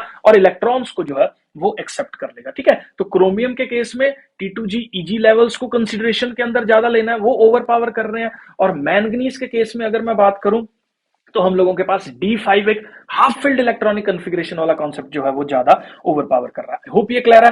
नेक्स्ट क्वेश्चन पे जो है वो मैं मूव कर रहा हूं। तो यहां पे देखो क्या लिखा है, why is the ionisation enthalpy in the first series of the elements found to vary irregularly. क्यों वेरी कर रही है आयोनाइजेशन एंथैल्पी? देखो आयोनाइजेशन एंथैल्पी जो है वो हम लोगों के पास डी के इलेक्ट्रॉन्स के सेटअप की वजह से जो है वो वेरी करती है। जैसे मान लो कहीं पे अगर इलेक्ट्रॉन लूज करके हाफ फिल्ड इलेक्ट्रॉनिक कॉन्फ़िगरेशन बन रही है, तो आयोनाइजेशन एंथैल्पी बहुत ज्यादा रहने वाली है या कम रहने वाली है, क्योंकि उसमें इजीली फॉर्मेशन जो है वो हो जाएगी। कोई ऑलरेडी हाफ फिल्ड है, फुली फिल्ड है या अनफिल्ड है, तो उस केस में जो है वो वेरिएशन डिफरेंट डिफरेंट जो है वो होने वाली है। तो अगर मैं एक एक करके पॉइंट्स जो है वो डिस्कस करूं, तो आयोनाइजेशन एंथैल्पी जो है वो इंक्रीज करती है न्यूक्लियर चार्ज के साथ। तो देखो एक्सपेक्टेड बिहेवियर क्या है, जब मैं पीरियोडिक टेबल के अंदर इधर मूव कर रहा हूं 3D सीरीज के अंदर, जो कि 4th पीरियड में है, तो 3D1 से लेके 3D10 तक मूव करने में साइज जो है वो हम लोगों के पास डिक्रीज कर रहा है। तो इसके हिसाब से आयोनाइजेशन एंथैल्पी जो है वो इंक्रीज करनी चाहिए, क्योंकि साइज जो है वो हम लोगों के पास क्या कर रहा है, डिक्रीज कर रहा है। जबकि अगर मैं क्रोमियम की बात करूं, उसकी फर्स्ट आयनाइजेशन एंथैल्पी लो है। क्यों? क्योंकि वो एक इलेक्ट्रॉन लूज करके 3d5 कॉन्फ़िगरेशन में चेंज हो रहा है। देखो कैसे हम लोगों के पास, अगर मैं क्रोमियम की बात करूं तो क्रोमियम का जो एटॉमिक नंबर है वो 24 है। तो ये 1s2, 2s2, 2p6, 3s2, 3p6, 4s2, और यहाँ पे क्या हो जाएगा, 4s, यहाँ पे 1 हो जाएगा, 3d5 है। क्रोमियम के अंदर एक्सेप्शन आती है। अब देखो क्रोमियम फटाफट से जो है अपना ये वाला इलेक्ट्रॉन लूज कर देगा। ये वाला इलेक्ट्रॉन क्यों लूज कर देगा? क्योंकि उसको हाफ फिल्ड इलेक्ट्रॉनिक कॉन्फ़िगरेशन जो है वो देखने को मिल रही है। क्योंकि ये ऑर्बिटल्स जो है वो ऑक्सीडेशन स्टेट्स में पार्टिसिपेट कर रहे हैं, ये जीरो हो जाएगा तो हाफ फिल्ड वाला बहुत ज्यादा स्टेबिलिटी जो है वो शो करेगा। इसलिए इसकी फर्स्ट आयोनाइजेशन एंथैल्पी जो है वो हम लोगों के पास क्या रहती है, लो रहती है, अगर मैं कंपैरेटिवली बात करूं तो। अब मैं आगे अगर बात करूं तो जिंक की जो आयनाइजेशन एंथैल्पी है वो बहुत ज्यादा हाई है, क्योंकि जिंक की इलेक्ट्रॉनिक कॉन्फ़िगरेशन हम लोगों के पास इस तरीके से है। तो यहां से क्योंकि फुल्ली फिल्ड है तो बहुत ज्यादा एनर्जी देनी पड़ेगी इलेक्ट्रॉन्स को आउटर शेल से रिमूव करने के लिए। सिमिलरली अगर मैं क्रोमियम और कॉपर की बात करूं तो इसके अंदर सेकंड आयनाइजेशन एंथैल्पी बहुत ज्यादा हाई है, क्योंकि क्रोमियम की अभी हम लोगों ने यहां पर डिस्कशन की, क्योंकि क्रोमियम अगर एक इलेक्ट्रॉन को लूज करेगा तो वो 3d5 इलेक्ट्रॉनिक कॉन्फ़िगरेशन वाला हो जाएगा। 3d5 इलेक्ट्रॉनिक कॉन्फ़िगरेशन हम लोगों के पास जो है वो बहुत ज्यादा हाई स्टेबल कॉन्फ़िगरेशन है, जिसकी वजह से वहां से इलेक्ट्रॉन रिमूव करना जो है वो थोड़ा सा मुश्किल हो जाएगा। हाफ फील्ड इलेक्ट्रॉनिक कॉन्फ़िगरेशन होगी जिसका मतलब बहुत ज्यादा एनर्जी जो है वो क्रोमियम को देनी पड़ेगी इलेक्ट्रॉन को रिमूव करने के लिए। इसलिए सेकंड आयनाइजेशन एंथैल्पी जिसके अंदर हम लोग दूसरा इलेक्ट्रॉन क्रोमियम का रिमूव कर रहे हैं वो 3d5 में से जाएगा। 3d5 में जाने की वजह से वो इलेक्ट्रॉनिक कॉन्फ़िगरेशन जो है बहुत स्टेबल कॉन्फ़िगरेशन मानी जाती है, जिसको ज्यादा एनर्जी देनी पड़ेगी इलेक्ट्रॉन को रिमूव करने के लिए। Same is the case with the copper positive. Copper positive के अंदर जो सेकंड इलेक्ट्रॉन जा रहा है वो हम लोगों के पास जो है वो 3d10 में से जा रहा है। ठीक है, तो इसकी वजह से जो है, तो यहां पे डिफरेंट डिफरेंट केसेस के अंदर कहीं पे हाफ फील्ड इलेक्ट्रॉनिक कॉन्फ़िगरेशन का कॉन्सेप्ट लग रहा है, कहीं पे फुल्ली फील्ड इलेक्ट्रॉनिक कॉन्फ़िगरेशन का कॉन्सेप्ट लग रहा है, जिसकी वजह से डिफरेंट डिफरेंट आयनाइजेशन एंथैल्पीज की वैल्यूज जो है वो होने वाली है। किसी की फर्स्ट ज्यादा होगी तो किसी की सेकंड कम होगी, किसी की सेकंड ज्यादा होगी तो फर्स्ट कम होगी, डिपेंडिंग ऑन कौन ज्यादा एक्स्ट्रा स्टेबल है कौन नहीं है। तो ये सारा इलेक्ट्रॉनिक कॉन्फ़िगरेशन का खेल है। D0 बन रहा है तो इलेक्ट्रॉनिक कॉन्फ़िगरेशन जो आयनाइजेशन एंथैल्पी होगी वो कम होगी, क्योंकि स्टेबल बन रहा है। D5 बन रहा है तो कम होगी, D5 ऑलरेडी है तो ज्यादा एनर्जी देनी पड़ेगी। तो ये सारे कॉन्सेप्ट आप अपने दिमाग में बिठा लो। अगली स्लाइड पे जो है वो मैं मूव कर रहा हूं। तो what is do mean by disproportionation reaction? ये ऑलरेडी हम लोग देख चुके हैं कॉपर के केस में, जिसमें कॉपर पॉजिटिव जो है वो कॉपर 2 पॉजिटिव और कॉपर में जो है वो चेंज हुआ था। ठीक है, तो अब डिस्प्रोपोर्शनेशन रिएक्शन क्या होती है, जिसमें सेम सब्सटेंस जो है वो हम लोगों के पास इलेक्ट्रॉन लूज भी कर रहा है और गेन भी कर रहा है, मतलब ऑक्सीडाइज भी हो रहा है और रिड्यूस भी हो रहा है। तो ऐसी रिएक्शन जिसके अंदर सेम सब्सटेंस जो है वो इलेक्ट्रॉन लूज भी करे और गेन भी करे, ऐसी रिएक्शंस को हम लोग डिस्प्रोपोर्शनेशन रिएक्शंस जो है वो बोल देते हैं। तो डिस्प्रोपोर्शनेशन रिएक्शन का एग्जांपल एक्वस सॉल्यूशन के अंदर आप कॉपर वाला भी जो है वो पेपर के अंदर लिख सकते हो, लेकिन यहाँ पे मैंने एक और जो एनसीईआरटी में मेंशन्ड है वो मैं यहाँ पे आपके साथ डिस्कस कर रहा हूं। तो ये KMnO4 का सॉल्यूशन है, 3MnO4 नेगेटिव। एसिडिक मीडियम के अंदर अगर मैं बात करूं तो इसकी +6 ऑक्सीडेशन स्टेट है। तो ये MnO4 नेगेटिव में, और यहाँ पे जो है MnO2 और H2O में जो है ये चेंज हो रहा है। तो MnO4 ये 2 नेगेटिव में होगा, ठीक है, और यहाँ पे MnO2 और H2O के अंदर जो है ये हमारे पास चेंज हो जाएगा। तो इस पर्टिकुलर रिएक्शन में देखो तो +6 ऑक्सीडेशन स्टेट यहाँ पे एक इलेक्ट्रॉन को क्या कर रही है, लूज कर रही है, और जबकि यहाँ पे बात करूं तो ये 2 इलेक्ट्रॉन्स को क्या कर रही है, गेन कर रही है। तो सेम ही स्पीशी के अंदर इलेक्ट्रॉन लूज भी हो रहे हैं और गेन भी हो रहे हैं। तो ऐसी रिएक्शंस को हम लोग जो है वो डिस्प्रोपोर्शनेशन रिएक्शन जो है वो बोल देते हैं। नेक्स्ट क्वेश्चन पे मूव कर रहा हूं। तो मैंगनीज 2 पॉजिटिव ज्यादा स्टेबल क्यों है आयरन 2 पॉजिटिव से टुवर्ड्स +3 ऑक्सीडेशन स्टेट? तो अब देखो इस तरह का कोई भी क्वेश्चन आया कि ये ज्यादा स्टेबल क्यों है, कम स्टेबल क्यों है, तो सबसे पहले जो है वो आप ऑक्सीडेशन स्टेट उसकी लिख दो। ऑक्सीडेशन स्टेट जब आप इलेक्ट्रॉनिक कॉन्फ़िगरेशन जब आप लिख दोगे, इलेक्ट्रॉनिक कॉन्फ़िगरेशन सॉरी लिखनी है आपको, तो इलेक्ट्रॉनिक कॉन्फ़िगरेशन जब आप लिख दोगे तो फिर उसमें देखो, अगर मैं मैंगनीज की बात करूं बेटा जी तो उसके अंदर D5 है। अगर मैं आयरन की बात करूं तो उसमें D6 है, अनफिल्ड है, लेस स्टेबल है। तो इसका मतलब Mn2 पॉजिटिव जो है वो बहुत ज्यादा स्टेबल होने वाला है +3 ऑक्सीडेशन स्टेट में। मतलब क्या कि मैंगनीज के अंदर से अगर मेरे को एक और इलेक्ट्रॉन रिमूव करना हो तो मेरे को बहुत ज्यादा हाई एनर्जी जो है वो देनी पड़ेगी। क्यों? क्योंकि इसकी D5 कॉन्फ़िगरेशन जो है वो प्रेजेंट है। जबकि अगर मैं आयरन की बात करूं तो उसमें क्योंकि D6 कॉन्फ़िगरेशन है तो एक इलेक्ट्रॉन रिमूव करने के लिए D5 कॉन्फ़िगरेशन में कन्वर्ट हो रहा है, जो कि बहुत ज्यादा स्टेबल स्पीशी का फॉर्मेशन हो रहा है हाफ फील्ड की वजह से, जिसकी वजह से जो है वो कम एनर्जी जो है वो हम लोगों को देनी पड़ेगी। आई होप ये क्लियर है। तो नेक्स्ट जो है इसीलिए आयरन जो है वो हमारे पास, मैंगनीज जो है वो ज्यादा स्टेबल है आयरन के साथ अगर कंपेयर किया जाए तो। ठीक है, तो ये देखो डी ब्लॉक एलिमेंट्स इतना भी मुश्किल नहीं है जितना हम लोग उसको बना देंगे। कुछ क्वेश्चन सेट्स अगर मैं डिस्कस कर रहा हूँ, सारे नोट कर लो, मैं बाकी सारी सीरीज जो है वो आप लोगों के साथ लेके आने वाला हूं। तो यहाँ पे देखो हाईएस्ट मेल्टिंग पॉइंट और बॉइलिंग पॉइंट पूरे के पूरे ट्रांजिशन एलिमेंट के अंदर टंगस्टन का है। ये चीज जो है वो आप अपने पास याद रख लो कि पूरे के पूरे पीरियोडिक टेबल के अंदर जो डी ब्लॉक एलिमेंट्स की अगर मैं बात करूं तो टंगस्टन एक ऐसा डी ब्लॉक एलिमेंट है जिसका जो हमारे पास मेल्टिंग पॉइंट और बॉइलिंग पॉइंट की वैल्यू बहुत ज्यादा हाई है। तो बेटा ये first series is cobalt 2 positive easily oxidised in presence of strong ligand. Strong ligand की प्रेजेंस में जो CO2 पॉजिटिव है वो इजिली ऑक्सीडाइज कैसे होते हैं? स्ट्रॉन्ग लिगेंड्स कौन से होते हैं? लिगेंड, लिगेंड का मतलब क्या होता है पहले एक बार ये समझ लो। लिगेंड हम लोगों के पास वो कंपाउंड्स है जो मेटल के आयन को किसी ना किसी फॉर्म में नेगेटिव चार्ज प्रोवाइड कर सकते हैं, चाहे वो लोन पेयर की फॉर्म में नेगेटिव चार्ज प्रोवाइड करें या इवन उनके ऊपर नेगेटिव चार्ज प्रेजेंट है तो नेगेटिव चार्ज जो है वो प्रोवाइड करें। तो लिगेंड्स बेसिकली वो कंपाउंड्स या वो सब्सटेंसेस जो मेटल के पॉजिटिव आयन को जो है वो नेगेटिविटी प्रोवाइड कर रहे हैं या उसको न्यूट्रलाइज करने के लिए, सेटिस्फाई करने के लिए जो है वो नेगेटिव चार्ज प्रोवाइड कर रहे हैं, तो उन सब्सटेंसेस को हम लोग लिगेंड्स बोलते हैं। अब स्ट्रॉन्ग फील्ड लिगेंड्स कौन से होते हैं? ऐसे लिगेंड्स जिनमें नेगेटिविटी बहुत ज्यादा है और उनकी इलेक्ट्रिक फील्ड बहुत ज्यादा जो है वो है मेटल के जो डी ऑर्बिटल के इलेक्ट्रॉन्स है उन्हीं में स्प्लिटिंग जो है वो कॉज कर देती है, मतलब डी ऑर्बिटल के इलेक्ट्रॉन्स के अंदर रिपल्शन कॉज कर देती है, इतनी ज्यादा इलेक्ट्रिक फील्ड अगर प्रेजेंट हो तो ऐसे लिगेंड्स को हम लोग स्ट्रॉन्ग फील्ड लिगेंड्स जो है वो बोल देते हैं। अगर हम लोग कोबाल्ट की इलेक्ट्रॉनिक कॉन्फ़िगरेशन की बात करें बेटा, तो कोबाल्ट जो है उसके आउटर शेल में 3d7 4s2 27 इसका जो है वो एटॉमिक नंबर हम लोगों के पास है। आयरन के बाद आता है फीको, ठीक है, तो आयरन के बाद 27 एटॉमिक नंबर वाला कंपाउंड है। ग्राउंड स्टेट के अंदर अगर इसकी इलेक्ट्रॉनिक कॉन्फ़िगरेशन देखी जाए तो वो 3d7 और 4s2 आउटर शेल की इलेक्ट्रॉनिक कॉन्फ़िगरेशन है। अब देखो दो इलेक्ट्रॉन्स इसने लूज कर दिए हैं क्योंकि यहां पे बात कर रखी है CO2 पॉजिटिव की, तो अगर इसने दो इलेक्ट्रॉन्स लूज कर दिए हैं बेटा तो इसमें सबसे ज्यादा इंपॉर्टेंट पॉइंट आपको क्या जानना है कि इलेक्ट्रॉन कहां से जाएगा, डी से जाएगा कि एस से जाएगा। तो आपको इसको जानना होगा कि जो इलेक्ट्रॉन है जब आयन का फॉर्मेशन होता है तो इलेक्ट्रॉन का रिमूवल सबसे बाहर वाले शेल से ही होगा।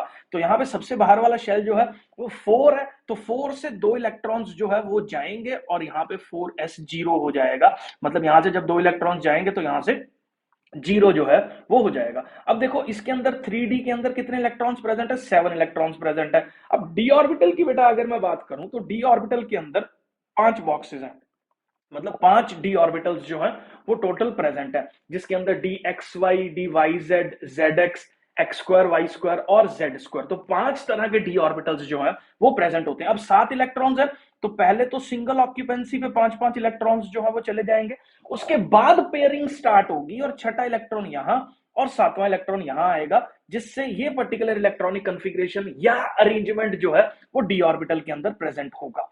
अब जैसे ही स्ट्रॉन्ग फील्ड लिगेंड बेटा जी कोबाल्ट 2 पॉजिटिव को अप्रोच करेगा तो उन केसेस में क्या होगा, यहां पे इलेक्ट्रिक फील्ड ज्यादा रिपल्शन कॉज करेगी तो इलेक्ट्रॉन स्टेबिलिटी की तरफ मूव करेंगे, जिससे ये वाला इलेक्ट्रॉन इधर चला जाएगा और यहां पे पेयरिंग जो है वो हो जाएगी। तो इस इलेक्ट्रॉन के इधर जाने से यहां पेयरिंग हो जाएगी। तो स्ट्रॉन्ग फील्ड लिगेंड की प्रेजेंस में ये एक ऑर्बिटल जो है वो इसका खाली हो गया और जो यहां पे एक इलेक्ट्रॉन प्रेजेंट था इसने थर्ड वाले ऑर्बिटल के साथ जाके जो है वो पेयरिंग कर दी। तो ये CO2 पॉजिटिव की स्ट्रॉन्ग फील्ड लिगेंड के केस में जो है वो इलेक्ट्रिक फील्ड हम लोगों के पास रहती है। अब देखो अब इसके अंदर एक अनपेयर्ड इलेक्ट्रॉन हो गया, तो स्ट्रॉन्ग लिगेंड फील्ड की प्रेजेंस के अंदर अगर मैं बात करूं तो फटाफट से ये वाला इलेक्ट्रॉन ये लूज कर देता है क्योंकि ये स्टेबल इलेक्ट्रॉनिक कॉन्फ़िगरेशन है, सारे के सारे जो है वो पेयरिंग प्रेजेंट है, ठीक है, तो जिसकी वजह से जो है ये हम लोगों के पास फटाफट से एक इलेक्ट्रॉन लूज करने की टेंडेंसी रखता है। तो इसीलिए कोबाल्ट 2 पॉजिटिव को स्ट्रॉन्ग लिगेंड्स के केस में बहुत जल्दी ऑक्सीडाइज कर दिया जाता है। किसके अंदर कन्वर्ट हो जाता है? वो ऑक्सीडाइज होने के बाद CO3 पॉजिटिव में कन्वर्ट हो जाता है और ये वाला जो पर्टिकुलर इलेक्ट्रॉन है ये यहां से रिमूव हो जाता है। आई होप बेटा जी ये क्लियर है। नेक्स्ट क्वेश्चन पे जो है वो मैं मूव कर रहा हूं। तो calculate the magnetic movement of divalent manganese. तो देखो यहां पे टर्म यूज कर रखी है डाईवेलेंट। डाईवेलेंट का मतलब है जो मैंगनीज है बेटा उसके ऊपर 2 पॉजिटिव चार्ज जो है वो प्रेजेंट है एक्वस सॉल्यूशन के अंदर। उसकी मैग्नेटिक मूवमेंट जो है वो निकालनी है। अब देखो मैग्नेटिक मूवमेंट निकालने के लिए सबसे पहले अपने को क्या लिखना है, इलेक्ट्रॉनिक कन्फिग्रेशन लिखनी है। अब इलेक्ट्रॉनिक कन्फिग्रेशन ये तो मैंगनीज की है। अगर मैं मैंगनीज 2 पॉजिटिव की बात करूं तो 2 इलेक्ट्रॉन इसने लूज कर रखे हैं। अब इलेक्ट्रॉन कहां से जाएगा, अभी पीछे डिस्कस किया, तो इलेक्ट्रॉन जो है वो अपने पास 4s में से जाएगा, क्योंकि बाहर वाला शेल जो है वो 4s वाला ऑर्बिटल है। तो 2 इलेक्ट्रॉन्स यहां से रिमूव हो जाएंगे और यहां पे हम लोगों के पास क्या बन जाएगा, 4s0 जो है वो हो जाएगा। आई होप ये क्लियर है। अब आगे देखो, अगर मैं डी की बात करूं बेटा जी, तो इसके अंदर डी में 5 इलेक्ट्रॉन्स प्रेजेंट है और सारे के सारे अनपेड है। तो अगर मैं कॉन्सेप्ट स्ट्रक्चर ऑफ एटम के इस्तेमाल करूं तो पहले सारा का सारा सिंगल ऑक्यूपेंसी जो है वो होगी इलेक्ट्रॉन्स की, उसके बाद पेयरिंग स्टार्ट होती है। अब ऑलरेडी डी के 5 ऑर्बिटल्स हैं, 5 ही इलेक्ट्रॉन्स प्रेजेंट हैं, तो इसका मतलब पहले सारे इलेक्ट्रॉन्स जो है वो सिंगल ऑक्यूपेंसी पे जाएंगे, उसके बाद पेयरिंग स्टार्ट होगी। अब इलेक्ट्रॉन 5 ही थे, इसका मतलब पेयरिंग हो नहीं रही है। तो कितने इसके अंदर अनपेड इलेक्ट्रॉन्स प्रेजेंट है, 5 इसके अंदर जो है वो अनपेड इलेक्ट्रॉन्स प्रेजेंट है। अगर मैं बेटा जी मैग्नेटिक मूवमेंट के कॉन्सेप्ट की बात करूं जिसको म्यू बोलते हैं, तो हम लोगों के पास फॉर्मूला क्या है, n इंटू n प्लस 2 का under root, where n is equal to the number of unpaired electrons. तो n इस फॉर्मूला के अंदर अनपेड इलेक्ट्रॉन्स है। ये अपने को क्या बता रहा है, मैग्नेटिक मूवमेंट बता रहा है, जिसको हम लोग किससे रिप्रेजेंट कर रहे हैं, म्यू से जो है वो रिप्रेजेंट कर रहे हैं। आई होप बेटा जी ये क्लियर है। अब इसके अंदर देखो कितने अनपेड इलेक्ट्रॉन्स थे, 5 अनपेड इलेक्ट्रॉन्स थे। तो n की जगह मैं क्या पुट करने वाला हूं, 5 पुट करने वाला हूं इस पर्टिकुलर फॉर्मूला में। तो यहां से म्यू की वैल्यू जो है वो हम लोगों के पास ये आ जाएगी। तो 5.92 इसको सॉल्व करके मैग्नेटिक मूवमेंट आ जाएगा। अब मैग्नेटिक मूवमेंट की यूनिट आप अपने दिमाग में बिठा लो। ये कॉन्सेप्ट थोड़ा सा मैग्नेटिक मूवमेंट का हम लोगों ने फिजिक्स में भी आप लोगों ने करा होगा, मैग्नेटिज्म वाले चैप्टर के अंदर जो है वो पार्ट 1 फिजिक्स में टर्म 1 के अंदर जो है वो आया होगा। ठीक है, तो आप लोगों का पास 5.92 ये bm जो है बेटा जी, इसको हम लोग बोल देते हैं बोहर मैग्नेटॉन जो है वो इसको हम लोग बोल देते हैं। तो ये इसका यूनिट है bm, जिसको हम लोग बोहर्स मैग्नेटॉन जो है वो बोल देते हैं। आई होप बेटा जी ये क्लियर है। नेक्स्ट क्वेश्चन पे जो है वो हम लोग मूव कर रहे हैं। Describe the general trend in the properties of the first series of the transition elements in terms of number of oxidation states exhibited। तो अगर मैं first series of transition elements की बात करूं तो ये है शक्ति विकर्मन फिकोनी, आगे होगा कूजन। ठीक है, तो ये देखो इसको लर्न कैसे करना है, शक्ति विकर्मन फिकोनी कूजन। ठीक है, तो ये 21 नंबर वाला, ये हम लोगों के पास 30 नंबर वाला जो है ये एटॉमिक नंबर वाला कंपाउंड जो है वो है। अब इसके अंदर अगर मैं बात करूं तो elements which gives the greatest number of oxidation states occurs nearly the middle of the series. तो ये जो मैंगनीज है ना बेटा, इसकी ऑक्सीडेशन स्टेट +2 भी है, +3 भी है, +4 भी है, +5 भी है, +6 भी है, +7 भी है। तो सबसे ज्यादा नंबर ऑफ ऑक्सीडेशन स्टेट्स जो है वो हम लोगों के पास मैंगनीज की प्रेजेंट है, जो कि हम लोगों के पास जो है वो मिडल ऑफ द सीरीज के अंदर लाई करता है। अगर मैं स्कैंडियम Sc की बात करूं तो इस स्कैंडियम की जो है वो हम लोगों के पास, अगर मैं इलेक्ट्रॉनिक कन्फिग्रेशन यहां पे देखो तो स्कैंडियम की इलेक्ट्रॉनिक कन्फिग्रेशन है 3d1 4s2। तो इस केस में ये 3 इलेक्ट्रॉन्स जो है वो लूज करके ही खुश है। अगर मैं जिंक की बात करूं तो जिंक हम लोगों के पास +2 ऑक्सीडेशन स्टेट है, क्योंकि जिंक जो है वो 3d10 है 4s2 है। तो यहाँ 10 इलेक्ट्रॉन्स में से रिमूव करना तो बहुत ज्यादा मुश्किल है, क्योंकि ये फुल्ली पेयर्ड है। तो 2 इलेक्ट्रॉन्स जो है वो यहां से रिमूव हो जाते हैं। अगर मैं कॉपर की बात करूं बेटा, तो कॉपर यहाँ पे जो है वो 4s1 3d10 है, लेकिन +1 ऑक्सीडेशन स्टेट इजीली होती है। एक्वस सॉल्यूशंस के अंदर ये +2 ऑक्सीडेशन स्टेट्स में भी कन्वर्ट हो जाता है, क्योंकि उन केसेस में लास्ट लेक्चर में भी हम लोगों ने डिस्कस किया था कि हाइड्रेशन एंथैल्पीज की वैल्यू ज्यादा होती है, जिससे कॉपर इवन 2 पॉजिटिव स्टेट भी हम लोगों को जो है वो दे देता है। अगर मैं टी की बात करूं तो ये +4 ऑक्सीडेशन स्टेट है, जिसकी ज्यादा स्टेबल है +3 और +2 के कंपैरिजन में, क्योंकि ये 3d2 4s2 है, जिसके अंदर 2 इलेक्ट्रॉन्स भी दे के खुश है, ये भी 2 चले जाएंगे। ठीक है, तो टोटल 4 जाएंगे, तो यहाँ पे बहुत ज्यादा स्टेबिलिटी जो है वो आ जाएगी। तो ये जनरल ट्रेंड है प्रॉपर्टीज फर्स्ट सीरीज का। ठीक है, कि नंबर ऑफ ऑक्सीडेशन स्टेट्स किस हिसाब से जो है वो वेरी कर रही है। मतलब पहले वाले जो एलिमेंट्स हैं वो हम लोगों के पास +3 दे रहा है, उसके बाद Ti+4 दे के ज्यादा खुश है। मैंगनीज की सबसे ज्यादा ऑक्सीडेशन स्टेट्स हैं, कॉपर 2 दे रहा है, ठीक है, जिसके अंदर +1 और +2 आ रही है, और जिंक जो है वो अपने पास सिर्फ +2 ऑक्सीडेशन स्टेट के साथ ही स्टेबल ज्यादा होता है। आई होप ये क्लियर है। तो ये सारा कुछ जो है वो आपने लिख देना। नेक्स्ट क्वेश्चन पे जो है वो मैं मूव कर रहा हूं। तो आगे बहुत ज्यादा इंपॉर्टेंट क्वेश्चन है, ध्यान से समझना। Why transition metals and many of their compounds acts as good catalyst। तो ट्रांजिशन एलिमेंट्स जो है वो गुड कैटलिस्ट के तौर पे जो है वो कैसे इस्तेमाल किए जाते हैं। देखो कैटलिस्ट क्या होता है, जो रिएक्शन में पार्टिसिपेट नहीं करते हैं बट रिएक्शन की स्पीड को इंक्रीज या डिक्रीज करने की कैपेबिलिटीज जो है वो रखते हैं। तो उन कंपाउंड्स को हम लोग कैटलिस्ट जो है वो बोल देते हैं। तो ट्रांजिशन मेटल्स हैव एबिलिटी जो है, क्या एबिलिटी है ट्रांजिशन मेटल्स की, कि ट्रांजिशन मेटल्स के अंदर हम लोगों के पास वेरिएबल ऑक्सीडेशन स्टेट्स हैं। वेरिएबल ऑक्सीडेशन स्टेट का मतलब क्या है कि एक से ज्यादा ऑक्सीडेशन स्टेट्स पे भी जो है वो ट्रांजिशन एलिमेंट स्टेबल बनता है। जैसे अगर मैं एग्जांपल के तौर पे बात करूं तो आयरन जो है वो 2 पॉजिटिव पे भी बहुत ज्यादा स्टेबल है, और आयरन की ही बात करूं तो वो 3 पॉजिटिव पे भी जो है वो बहुत ज्यादा स्टेबल कॉन्फ़िगरेशन जो है वो हम लोगों के पास दे रहा है। तो यही जो है इसकी 2 ऑक्सीडेशन स्टेट्स जो है वो हम लोगों के पास इसको कैटलिस्ट अच्छे के तौर पे जो है वो इस्तेमाल की जा रही है। ध्यान से देखना, transition metals have the ability to adopt multiple oxidation states and form complexes.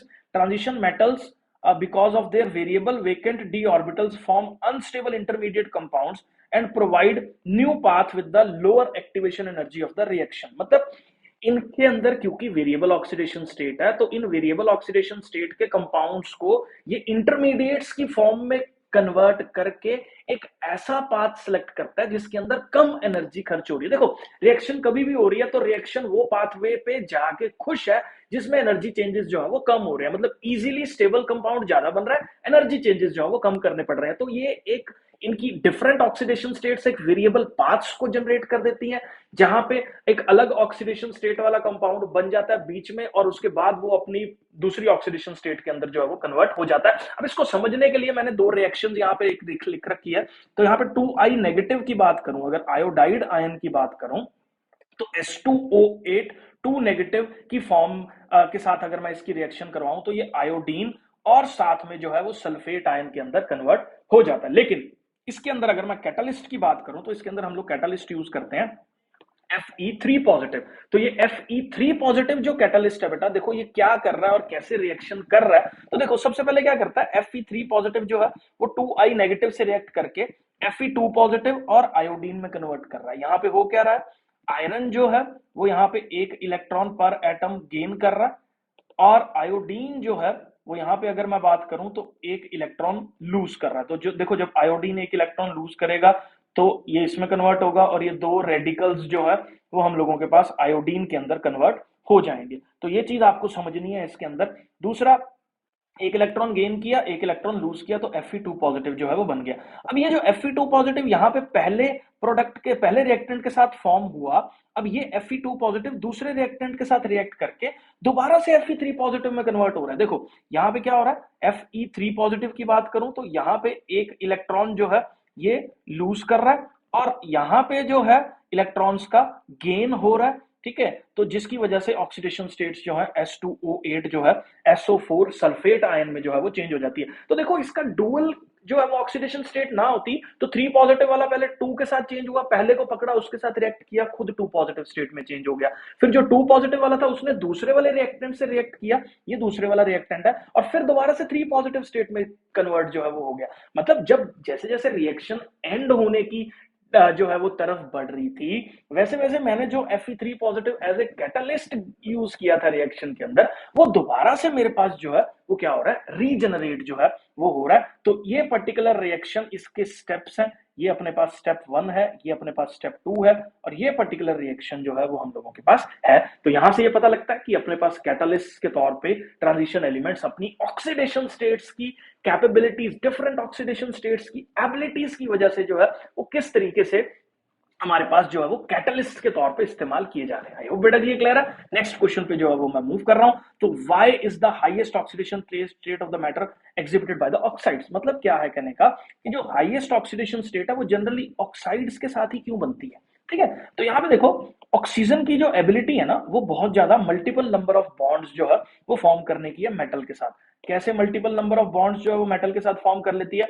मान लो ये मेटल का आयन है, तो एक तो ये ऑक्सीजन एक साथ में ये और डबल बॉन्ड भी फॉर्म करने की कैपेबिलिटी मेटल के साथ रखती है, जिससे मेटल की ऑक्सीडेशन स्टेट जो है वो इंक्रीज कर जाती है। जबकि अगर मैं फ्लोरीन, देखो दिमाग में आता है फ्लोरीन का एग्जांपल आता है, फ्लोरीन जो है ऐसा नहीं कर सकता ना, फ्लोरीन सिंगल बॉन्ड बनाता है, multiple number of bonds generate नहीं कर सकता। जबकि ऑक्सीजन के अंदर ये वाली एबिलिटी है कि ये मल्टीपल बॉन्ड्स को जनरेट करती है, जिससे बहुत ज्यादा नंबर ऑफ बॉन्ड्स एक मेटल जो है, एक पर्टिकुलर एलिमेंट छोटे साइज के ऑक्सीजन जिसकी इलेक्ट्रोनेगेटिविटी बहुत ज्यादा है उसके साथ फॉर्म कर देता है। इसीलिए जो हाईएस्ट ऑक्सीडेशन स्टेट्स हैं वो यूजुअली जनरली ऑक्साइड्स की ही हम लोगों के पास रहती हैं। बहुत ज्यादा इंपॉर्टेंट क्वेश्चन है, एक नंबर के अंदर जो है बोर्ड्स में पूछा जा सकता है। Why is there a increase in the density from titanium to copper? मतलब क्या कि डेंसिटी जो है वो क्यों इंक्रीज कर रही है जैसे जैसे हम लोग टाइटेनियम से कॉपर की तरफ जो है वो बढ़ रहे हैं। तो टाइटेनियम की अगर मैं बात करूं तो टाइटेनियम का एटॉमिक नंबर 22 है।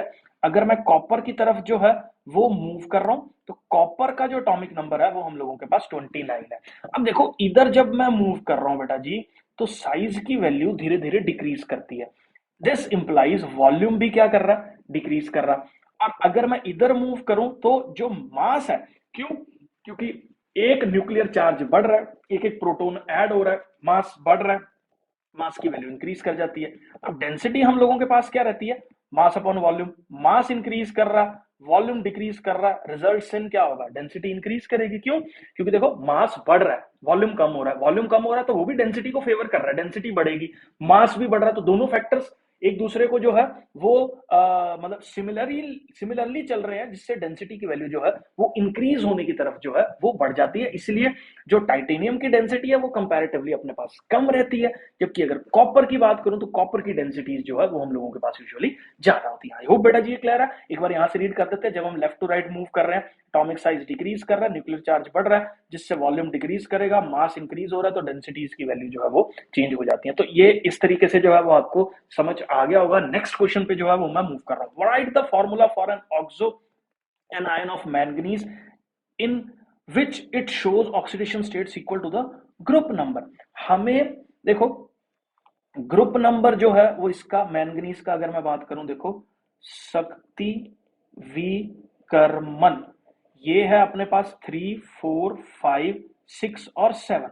तो ये एक ऐसा एटम है जिसका ग्रुप नंबर जो है वो कितना है, मतलब यहां पे अगर मैं ग्रुप नंबर की बात करूं तो ग्रुप नंबर आता है इसका 7। तो इसने मतलब क्वेश्चन में ये है कि ऐसा कौन सा कंपाउंड है मैंगनीज का जिसके अंदर उसकी जो ऑक्सीडेशन स्टेट है, मतलब मैंगनीज जो है वो 7 पॉजिटिव ऑक्सीडेशन स्टेट को शो कर रहा है, जो कि उसके ग्रुप के बराबर है। मतलब उसकी ऑक्सीडेशन स्टेट जो है उसके ग्रुप के बराबर है। तो यहाँ पे देखो कई बार देखो ट्रिकी क्वेश्चन है, ये बोर्ड्स में भी आया हुआ है, शायद 2011 के अंदर पूछा हुआ।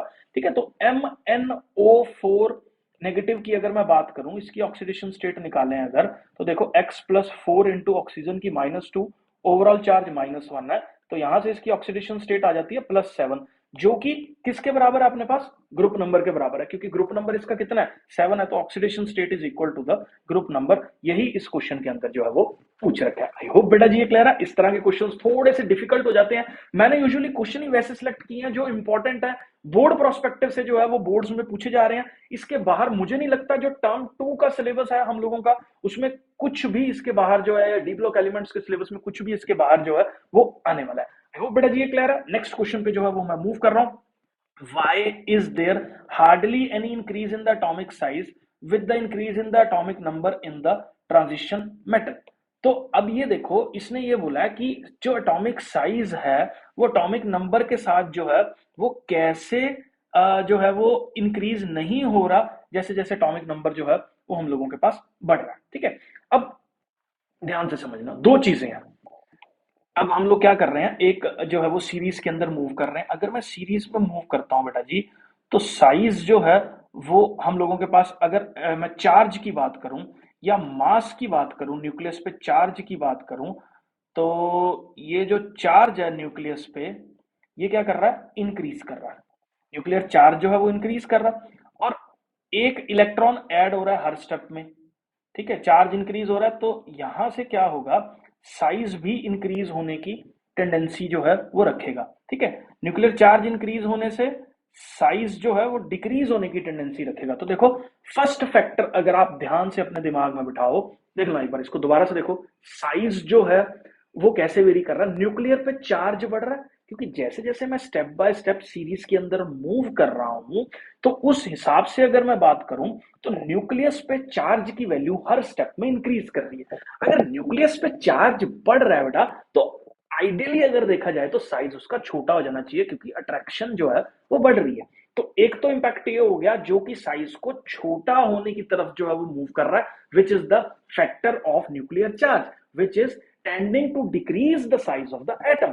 बट अगर मैं बात करूं इलेक्ट्रॉन का भी एडिशन हो रहा है, अब इलेक्ट्रॉन का एडिशन हो रहा है तो साइज, क्योंकि ऑर्बिटल चाहे सेम है लेकिन साइज जो है वो एक्सपैंड होना चाहिए। क्यों एक्सपैंड होना चाहिए? क्योंकि इलेक्ट्रॉन्स आ रहे हैं, रिपल्शन कॉज कर रहे हैं। तो इस इंपैक्ट पे या इस फैक्टर पे अगर मैं डिस्कशन करूं तो साइज बड़ा होना चाहिए जैसे जैसे इलेक्ट्रॉन का एडिशन हो रहा है। तो देखो पहले वाले केस में जहां पे न्यूक्लियर चार्ज बढ़ रहा है वहां साइज छोटा हो रहा है, दूसरे वाले केस में जहां पे इलेक्ट्रॉन्स का एडिशन हो रहा है वहां पे साइज बड़ा हो रहा है। तो ये दोनों चीजें एक दूसरे को काउंटर कर देती हैं, जिससे कोई बहुत ज्यादा डिफरेंशिएबल चेंज जो है वो नहीं आता एटॉमिक साइज में, लेकिन आता है, लेकिन उतना ज्यादा चेंज नहीं होता जितना हम लोग बाकी इवन एस ब्लॉक के मूवमेंट्स में या पी ब्लॉक के मूवमेंट्स के अंदर अगर एक्सपेक्ट करते हैं। लेकिन यहां पे उतना ज्यादा चेंज नहीं आता, क्योंकि ये दोनों इफेक्ट्स जो है वो एक दूसरे को काउंटर कर देते हैं। आई होप बेटा जी ये क्लियर है।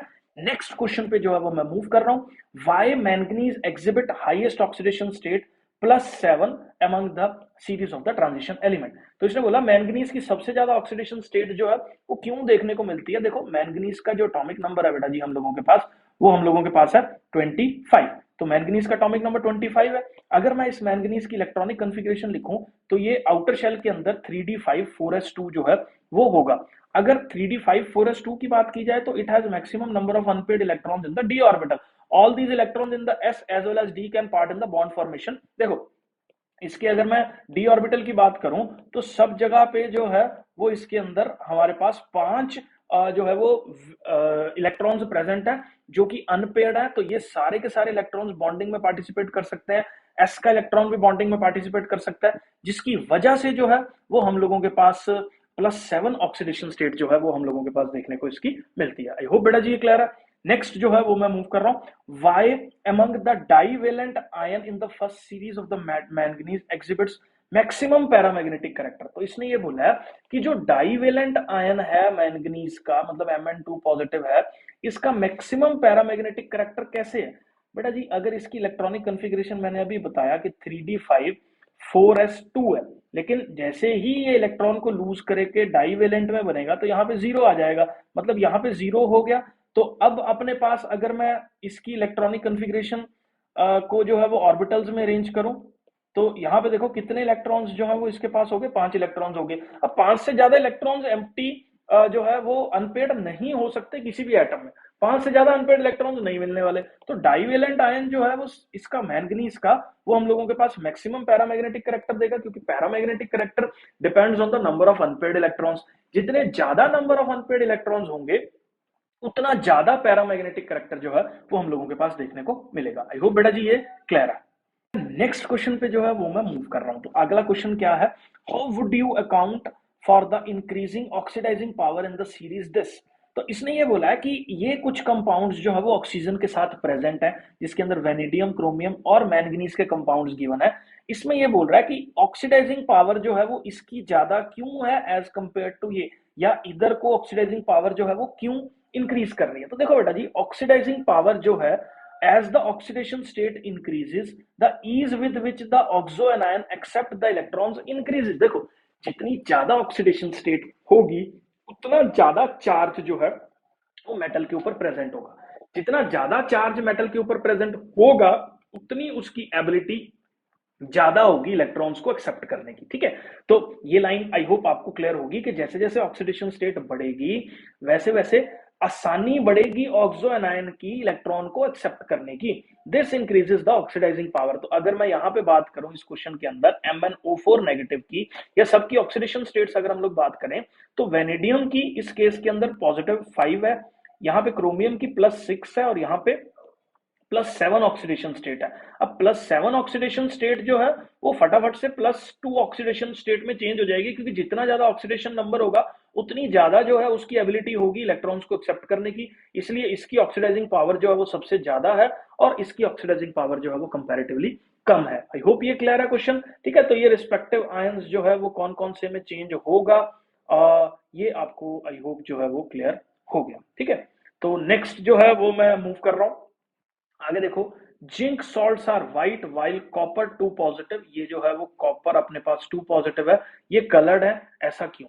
तो देख लो बेटा जी, जिंक का अगर मैं बात करूं सॉल्ट्स की, तो जिंक के सॉल्ट में Zn2 पॉजिटिव के अंदर 3d10 इलेक्ट्रॉन्स होते हैं, और कॉपर का जो 2 पॉजिटिव सॉल्ट है उसके अंदर 3d9 इलेक्ट्रॉन्स होते हैं। लाल कल वाले लेक्चर में या लास्ट लेक्चर में भी जो है वो मैंने इसको डिस्कस किया था कि जितने ज्यादा अनपेड इलेक्ट्रॉन्स होंगे उतना ज्यादा जो है वो कलर्स को शो करेगा कोई भी हमारे पास जो है वो डी ब्लॉक एलिमेंट का कंपाउंड है। जहां पे हमारे पास अनपेड इलेक्ट्रॉन्स नहीं प्रेजेंट है वहां पे जो है वो कलरिंग वगैरह नहीं शो होगी, इसीलिए जिंक जो है वो अपने पास व्हाइट है, और जबकि कॉपर की बात करूं वो हमारे पास जो है वो कलर कॉम्प्लेक्सेस को शो कर रहा है, ठीक है। और आई होप ये क्लियर है। तो इस तरीके से जो है वो आपको बोर्ड्स में इसको लिख देना है। आई होप ये क्लियर है। वीडियो अच्छा लग रहा है बेटा आपको तो प्लीज चैनल को सब्सक्राइब कर दीजिए, ताकि ये बहुत सारी नोटिफिकेशंस आप लोगों के लिए जो है वो आती रहे। नेक्स्ट लेक्चर पे, नेक्स्ट वीडियो पे, नेक्स्ट क्वेश्चन पे मैं मूव कर रहा हूं। तो वो बेटा जी देखो, which metal in the first transition element exhibits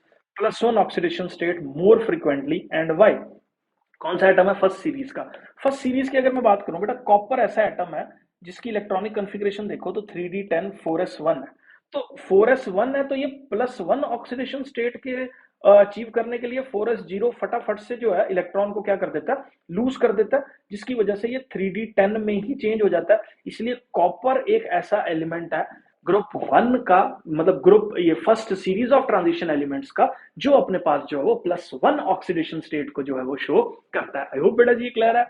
next question पे जो है वो मैं मूव कर रहा हूं। तो लेंथेनॉइड कॉन्ट्रैक्शन क्या होती है? बहुत ज्यादा इंपॉर्टेंट पॉइंट जो है ये हम लोगों के पास है। अब मैं इसको ना, पहले मैंने यहाँ पे जो है वो लेंथेनॉइड शो कर रखे हैं, तो आप ना पहले ये देख लो, यहाँ पे ग्रुप 57 वाले नंबर से लेंथेनम एलिमेंट है ये, ग्रुप 57, सॉरी एटॉमिक नंबर जिसका 57 है, जो कि 6th पीरियड के अंदर जो है वो प्रेजेंट है। इसके बाद वाले जो एलिमेंट्स हैं जिसमें सीरियम से लेके जो है वो हम लोगों के पास ल्यूटनियम तक, ये वाले जो एलिमेंट्स हैं सीरियम से लेकर ल्यूटनियम तक, ये सारे के सारे 14 एलिमेंट्स जो है वो नीचे हम लोगों के पास एफ ब्लॉक एलिमेंट्स में आते हैं। तो एफ ब्लॉक एलिमेंट्स के अंदर ये जो 4f1 से लेके 14 वाली सीरीज है उसको हम लोग लेंथेनॉइड्स बोल देते हैं, और जो 5f1 से लेके 14 वाली सीरीज है उसको हम लोग एक्टेनॉइड्स जो है वो बोल देते हैं, ठीक है। तो एफ ब्लॉक एलिमेंट्स के अंदर अगर मैं बात करूं तो ये सारे के सारे एलिमेंट्स को एफ ब्लॉक एलिमेंट्स क्यों बोलते हैं?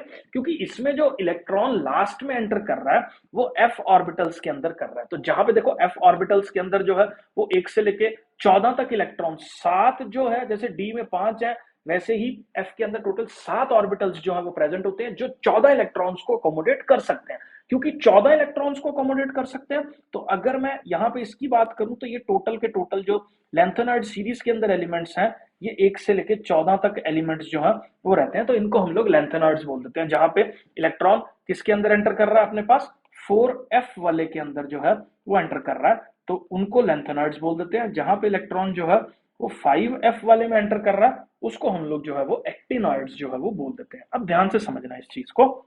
देखो, इधर मूव कर रहे हैं हम लोग, यहां से यहां यहां यहां यहां, इस डायरेक्शन में अगर हम लोग मूव करें तो न्यूक्लियस पे चार्ज जो है वो बढ़ रहा है, जबकि इलेक्ट्रॉन जो है वो किसके अंदर एंटर कर रहा है, एफ के अंदर ही एंटर कर रहा है। अब एफ की जो है ना वो थोड़ी सी शील्डिंग, अगर मैं बात करूं तो थोड़ी सी पुअर शील्डिंग रहती है, जिससे जैसे जैसे स्टेप बाय स्टेप मैं मूव करता रहता हूं वैसे वैसे थोड़ा थोड़ा थोड़ा थोड़ा जो एटॉमिक साइज है वो इसका क्या कर जाता है, डिक्रीज कर जाता है। तो यहां से यहां मूव करने में जो एटॉमिक साइज की वैल्यू है वो हम लोगों के पास डिक्रीज कर जाती है, जिससे क्या होता है, जितना साइज इधर से इधर वेरी करता है उससे कहीं ज्यादा साइज जो है वो लेंथेनम का हैफनियम के साथ वेरी कर जाता है। देखो, अगर मैं इस 5th वाली सीरीज की बात करूं तो यहां पे कोई भी डी ऑर्बिटल जो है वो प्रेजेंट नहीं है, सॉरी एफ ऑर्बिटल जो है वो प्रेजेंट नहीं है, जबकि यहां पे अगर मैं बात करूं तो यहां पे अपने पास 4f ऑर्बिटल जो है वो प्रेजेंट है। एक बार इसको ध्यान से देख लो दोबारा से, इधर मूवमेंट पे कुछ भी f वाला प्रेजेंट नहीं है, इधर f के 14 एटम्स इसके बीच में एग्जिस्ट करते हैं, जिसके अंदर धीरे धीरे साइज जो है वो छोटा हुआ।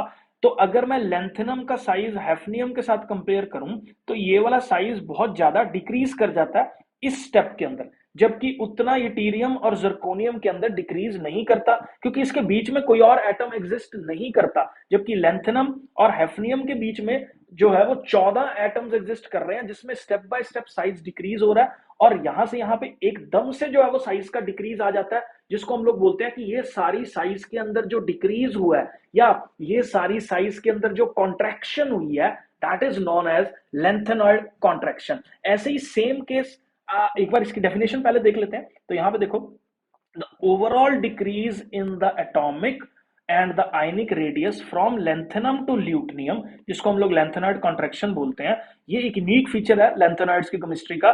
This steady decrease in the atomic size with the increase in the atomic number is called lanthanoid contraction.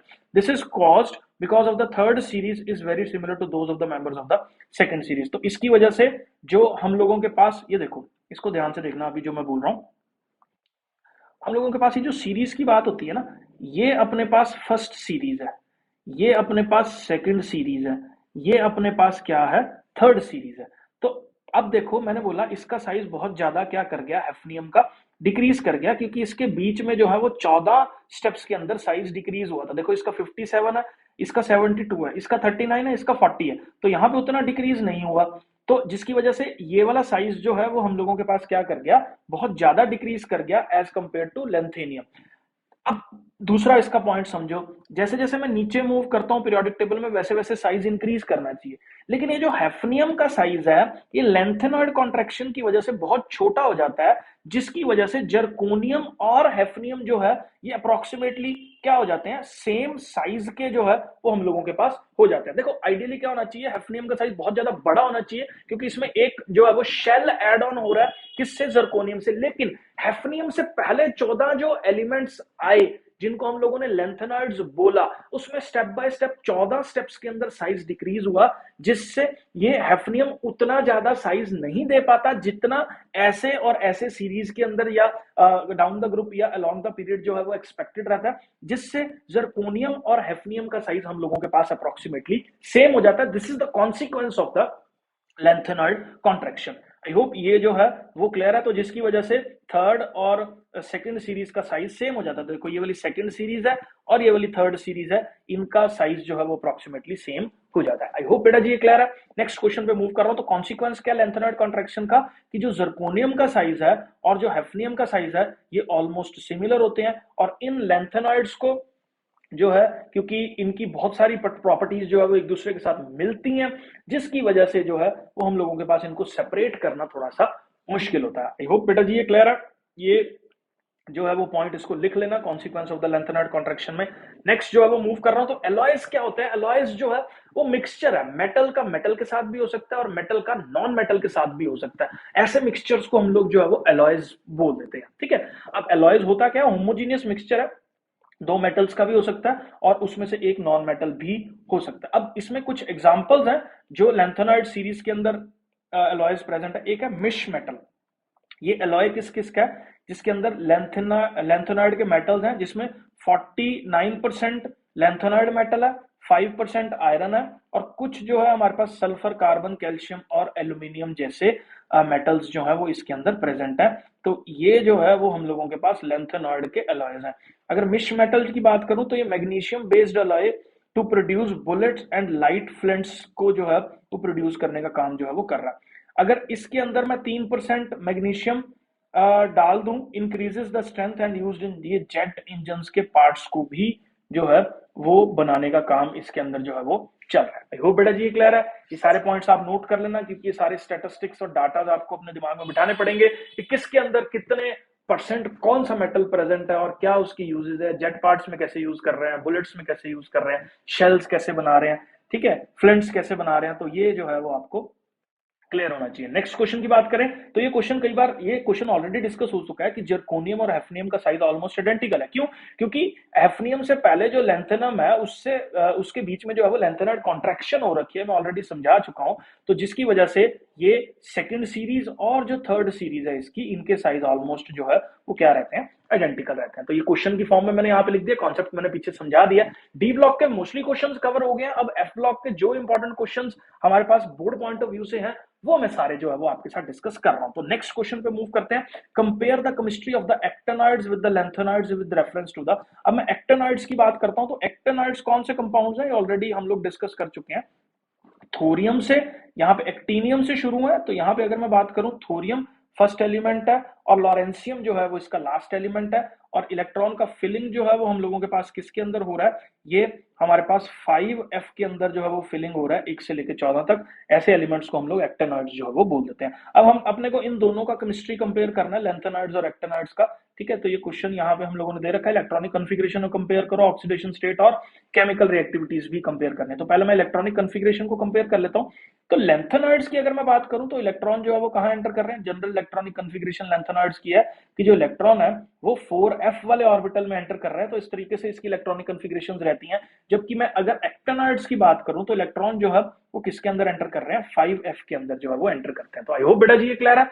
Next अगर मैं ऑक्सीडेशन स्टेट्स की बात करूं तो लैंथेनाइड जो सीरीज है ना बेटा, उसकी जो मेजर ऑक्सीडेशन स्टेट अपने पास देखने को मिलती है ना, वो +3 ऑक्सीडेशन स्टेट है। कुछ एलिमेंट्स +2 और +4 ऑक्सीडेशन स्टेट्स भी दे देते हैं, लेकिन मेजर जैसे हम लोग बोलते हैं ना एक ग्रुप की ओवरऑल ऑक्सीडेशन स्टेट +3 तो सबके अंदर है ही है। एक्टिनाइड्स की अगर मैं बात करूं तो एक्टिनाइड्स +2 +4 +5 6 7 ये सारी ऑक्सीडेशन स्टेट्स दे रहा है। जबकि +3 और +4 जो है, यहाँ पे +3 भी आएगा, तो इसके अंदर एक कॉमन ऑक्सीडेशन स्टेट्स जो है वो इसकी यूजुअली रहती है। आई होप ये क्लियर है। नेक्स्ट अगर मैं केमिकल रिएक्टिविटीज की बात करूं तो एक्टिनॉइड्स जो है ना वो बहुत ज्यादा रिएक्टिव है, क्योंकि उनका साइज बहुत ज्यादा बड़ा है। तो इजीली इलेक्ट्रॉन्स को वो लूज कर देते हैं और बॉन्डिंग में जो है वो इजीली पार्टिसिपेट कर लेते हैं, जिसकी वजह से या लोअर आयोनाइजेशन एंथैल्पीज की वजह से अगर हम केमिकल रिएक्टिविटीज की बात करें तो actinoids are more reactive than lanthanides, क्योंकि इलेक्ट्रॉन 5f में एंटर कर रहा है, 5f में इलेक्ट्रॉन एंटर कर रहा है, शील्डिंग कम है, आयोनाइजेशन एंथैल्पीज लो है, इलेक्ट्रॉन्स इजीली रिमूव होके जो है वो बॉन्ड फॉर्मेशन में पार्टिसिपेट कर लेते हैं। आई होप बेटा जी ये क्लियर है। नेक्स्ट अगर मैं बात करूं, why do actinoids in general exhibit greater range of oxidation states than lanthanides. तो इसका ये क्वेश्चन है कि एक्टिनाइड्स के अंदर ज्यादा नंबर ऑफ ऑक्सीडेशन स्टेट्स क्यों है अगर मैं लैंथेनाइड्स से इसका कंपैरिजन करूं तो देखो, अगर मैं एक्टिनाइड्स की बात करूं तो एक्टिनाइड्स के अंदर हम लोगों के पास जो है एक तो 5f ऑर्बिटल है, जिसकी फिलिंग के अंदर f0 f7 और f14 वाले केसेस आ रहे हैं। एक इसके अंदर जो है वो 6d ऑर्बिटल है, जिसमें d0 d जो है वो वाले केसेस आ रहे हैं। और एक इसमें 7s वाला ऑर्बिटल है, जिसमें s के अंदर या तो 0 इलेक्ट्रॉन है या 1 है या 2 है। तो इतने सारे ऑर्बिटल्स इसके अंदर पार्टिसिपेट कर रहे हैं, जिसकी वजह से जो है ये बहुत ज्यादा नंबर ऑफ ऑक्सीडेशन स्टेट्स को हमारे पास शो कर रहा है। और दूसरा, क्योंकि साइज बड़ा होने की वजह से इसकी आयनाइजेशन एंथैल्पीज लो है, तो ये इजीली जो है वो बॉन्ड फॉर्मेशन में हेल्प कर लेते हैं, जिससे वैलेंस इलेक्ट्रॉन्स के सारे जो है वो ऑर्बिटल्स पार्टिसिपेट कर लेते हैं। बहुत कम डिफरेंस रहता है इनकी एनर्जीज में साइज बड़ा होने की वजह से, जिससे जो है वो हम लोगों के पास एक ज्यादा number of oxidation states actinoids के अंदर देखने को मिलती हैं। आई होप ये क्लियर है। अब ये क्वेश्चन बहुत ज्यादा इंपॉर्टेंट है कि ये जो है वो हमारे पास रिड्यूसिंग पोटेंशियल है m पॉजिटिव 2 पॉजिटिव का m, जो कॉपर की वैल्यू है वो पॉजिटिव है, ऐसा क्यों? तो मतलब क्या है कहने का कि अगर मैं कॉपर 2 पॉजिटिव को किस में चेंज करूं, कॉपर में चेंज करूं, तो इसका जो हमारे पास ई नॉट है, जो रिडक्शन पोटेंशियल है, क्योंकि यहाँ पे या इसमें हम लोग देख लो, इसमें हो क्या रहा है, इसमें 2 इलेक्ट्रॉन गेन कर रहा है, 2 इलेक्ट्रॉन गेन कर रहा है, तो इसका मतलब इसका क्या हो रहा है, हम लोगों के पास एक रिडक्शन हो रहा है, क्योंकि इलेक्ट्रॉन्स को गेन करना इज रिडक्शन। तो ई नॉट यहाँ पे रिडक्शन पोटेंशियल दे रखा है, तो वो किसके बराबर दे रखा है, 3-4 वोल्ट के बराबर जो है वो हम लोगों के पास दे रखा है। ठीक है, तो अब ये बोल रहा है कि जो है वो हम लोगों के पास पॉजिटिव वाला जो है वो कैसे है, क्योंकि यूजुअली मेटल्स की टेंडेंसी तो इलेक्ट्रॉन्स लूज करने की रहती है। ठीक है, तो इसका क्या है, this is because high energy transform copper two copper 2 positive is not balanced by the hydration enthalpies of the copper.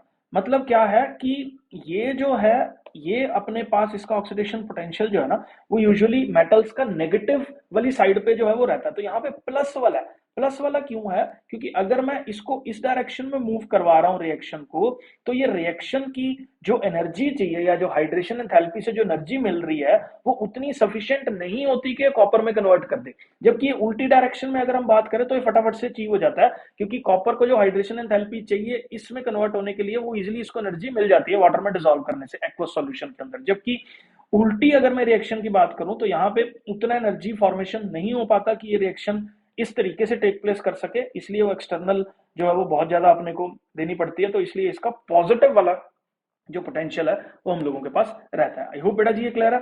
Next जो है अगर हम लोग बात करें तो कौन सा एलिमेंट है लैंथेनाइड सीरीज का जो +4 ऑक्सीडेशन स्टेट शो करता है? देखो अभी हमने बात करी कि लैंथेनाइड्स यूजुअली +3 ऑक्सीडेशन स्टेट्स हम लोगों के पास शो करते हैं, लेकिन सीरियम, आप ये एनसीईआरटी के अंदर सीरियम दे रखा है, तो सीरियम एक ऐसा एलिमेंट है लैंथेनाइड सीरीज का जो हम लोगों के पास क्या है, +4 ऑक्सीडेशन स्टेट भी यहाँ पे प्रोवाइड करता है और बहुत ज्यादा स्ट्रॉन्ग ऑक्सीडाइजिंग एजेंट के तौर पे जो है ये हमारे पास काम करता है। तो बहुत ज्यादा इंपॉर्टेंट क्वेश्चन है, 1 नंबर का। नेक्स्ट क्वेश्चन पे मूव कर रहा हूं। तो ऐसा कौन सा एलिमेंट है लैंथेनाइड का जो +2 ऑक्सीडेशन स्टेट देता है? तो यूरोपियम के अंदर जो है वो हम लोगों के पास F7 half filled f orbitals present है, जिसकी वजह से ये +2 ऑक्सीडेशन स्टेट को जो है वो हम लोगों के पास देता है। आई होप ये क्लियर है। +4 वाला जो है वो सीरियम है, +2 वाला जो है वो हम लोगों के पास यूरोपियम करके एलिमेंट जो है वो होगा। अगर हम आगे बात करें तो ये बोला जा रहा है कि लैंथेनम और ये ल्यूटनियम जो है ये कलर्ड क्यों नहीं है? तो बेटा जी देखो यहाँ पे ये एक्टिनॉइड्स हैं, कलर कॉम्प्लेक्सेस के फॉर्मेशंस के लिए मैंने बताया अनपेड इलेक्ट्रॉन्स का होना बहुत जरूरी है। सेम कॉन्सेप्ट जो डी ब्लॉक एलिमेंट्स में था वही एफ ब्लॉक एलिमेंट्स में जो है वो हम लोगों का लग रहा है क्या, कि अगर तो अनपेड इलेक्ट्रॉन्स प्रेजेंट होंगे तो वो कलर कॉम्प्लेक्सेस को शो करेगा, अगर अनपेड इलेक्ट्रॉन्स नहीं प्रेजेंट होंगे तो कलर कॉम्प्लेक्सेस को वो शो नहीं करेगा। अगर हम लोग बात करें यहाँ पे लैंथेनम की तो इसके अंदर 4f0 है, कोई भी अनपेड इलेक्ट्रॉन जो है वो f ऑर्बिटल में नहीं प्रेजेंट है। अगर हम ल्यूटनियम की बात करें तो इसके अंदर 4f14 है, जिसके अंदर कोई भी अनपेड इलेक्ट्रॉन प्रेजेंट नहीं है, तो ये कॉम्प्लेक्सेस को कलर्स जो है वो नहीं देगा। आई होप ये क्लियर है। नेक्स्ट क्वेश्चन पे जो है वो मैं मूव कर रहा हूं। तो gradual decrease in the size of the actinoids from the element to element is greater than lanthanides. मतलब ये बोल रहा है कि एक्टिनॉइड कॉन्ट्रैक्शन जो है वो हमारे पास लैंथेनाइड कॉन्ट्रैक्शन से ज्यादा क्यों होती है, या इसमें जो ये डिक्रीज है, ग्रेजुअल डिक्रीज है एलिमेंट का, वो ज्यादा क्यों है एक्टिनॉइड्स का लैंथेनाइड्स से? तो ये एकदम सिंपल आंसर है इसका क्वेश्चन का।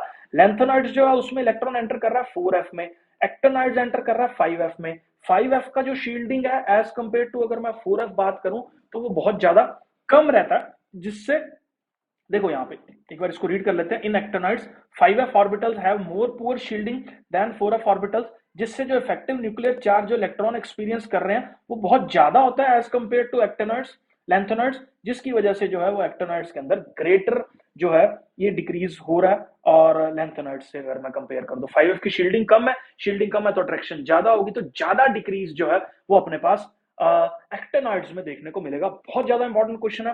नेक्स्ट क्वेश्चन पे मूव कर रहा हूं। सिमिलैरिटी क्या है एक्टिनॉइड्स और लैंथेनाइड्स में? इसके अंदर दोनों के अंदर +3 ऑक्सीडेशन स्टेट्स जो है वो देखने को मिलती हैं। इसके अंदर कलर आयंस जो है वो प्रेजेंट होते हैं, मैग्नेटिक कैरेक्टरिस्टिक्स को शो करती है, ठीक है, और स्पेक्ट्रल प्रॉपर्टीज भी हैं इसकी। मतलब जब इलेक्ट्रॉन जो है वो एक शेल से दूसरे शेल में जंप कर रहे हैं तो बहुत ज्यादा कलर्ड कॉम्प्लेक्सेस, स्पेक्ट्रल प्रॉपर्टीज से कलर्ड कॉम्प्लेक्सेस जो है वो हम लोगों के पास यहाँ पे देखने को मिलते हैं। आई होप ये क्लियर है। आगे मैं बात करूं एक्टिनॉइड कॉन्ट्रैक्शन जो है वो लैंथेनाइड कॉन्ट्रैक्शन से ज्यादा क्यों है, ये ऑलरेडी डिस्कस हो गया, क्योंकि पुअर शील्डिंग है जिसकी वजह से ऐसा हो रहा है। ये क्वेश्चन रिपीट है, इसको मैं स्किप कर रहा हूं। तो यहाँ पे जो है वो बेटा जी हमारे सारे के सारे क्वेश्चंस जो भी बोर्ड पॉइंट ऑफ व्यू से इंपॉर्टेंट थे वो मैं डिस्कस कर चुका हूं। मुझे नहीं लगता इसके बाहर बोर्ड्स के अंदर कुछ भी जो है वो मैंने छोड़ा है या कुछ भी जो है वो आने वाला है। सारा का सारा केमिस्ट्री का सिलेबस जैसे टर्म 1 के अंदर मैंने जो है वो पूरा किया था, सेम तरीके से जो मैं टर्म 2 में भी सारा का सारा केमिस्ट्री का सिलेबस आप लोगों के लेके आऊं। काम शुरू हो चुका है, आप भी अपना काम शुरू कर दीजिए और चैनल को सब्सक्राइब कर लीजिए ताकि आपके पास सारे इंपॉर्टेंट नोटिफिकेशंस जो काम के हैं, फालतू की रील्स में इतने जीबी डाटा रोज का खराब मत कीजिए। आम आदमी अकेडमी की वीडियोस आ चुकी हैं, नोट कीजिए, पढ़ाई कीजिए और तरक्की कीजिए। मिलते हैं बेटा जी नेक्स्ट वीडियो में। Thank you, bye.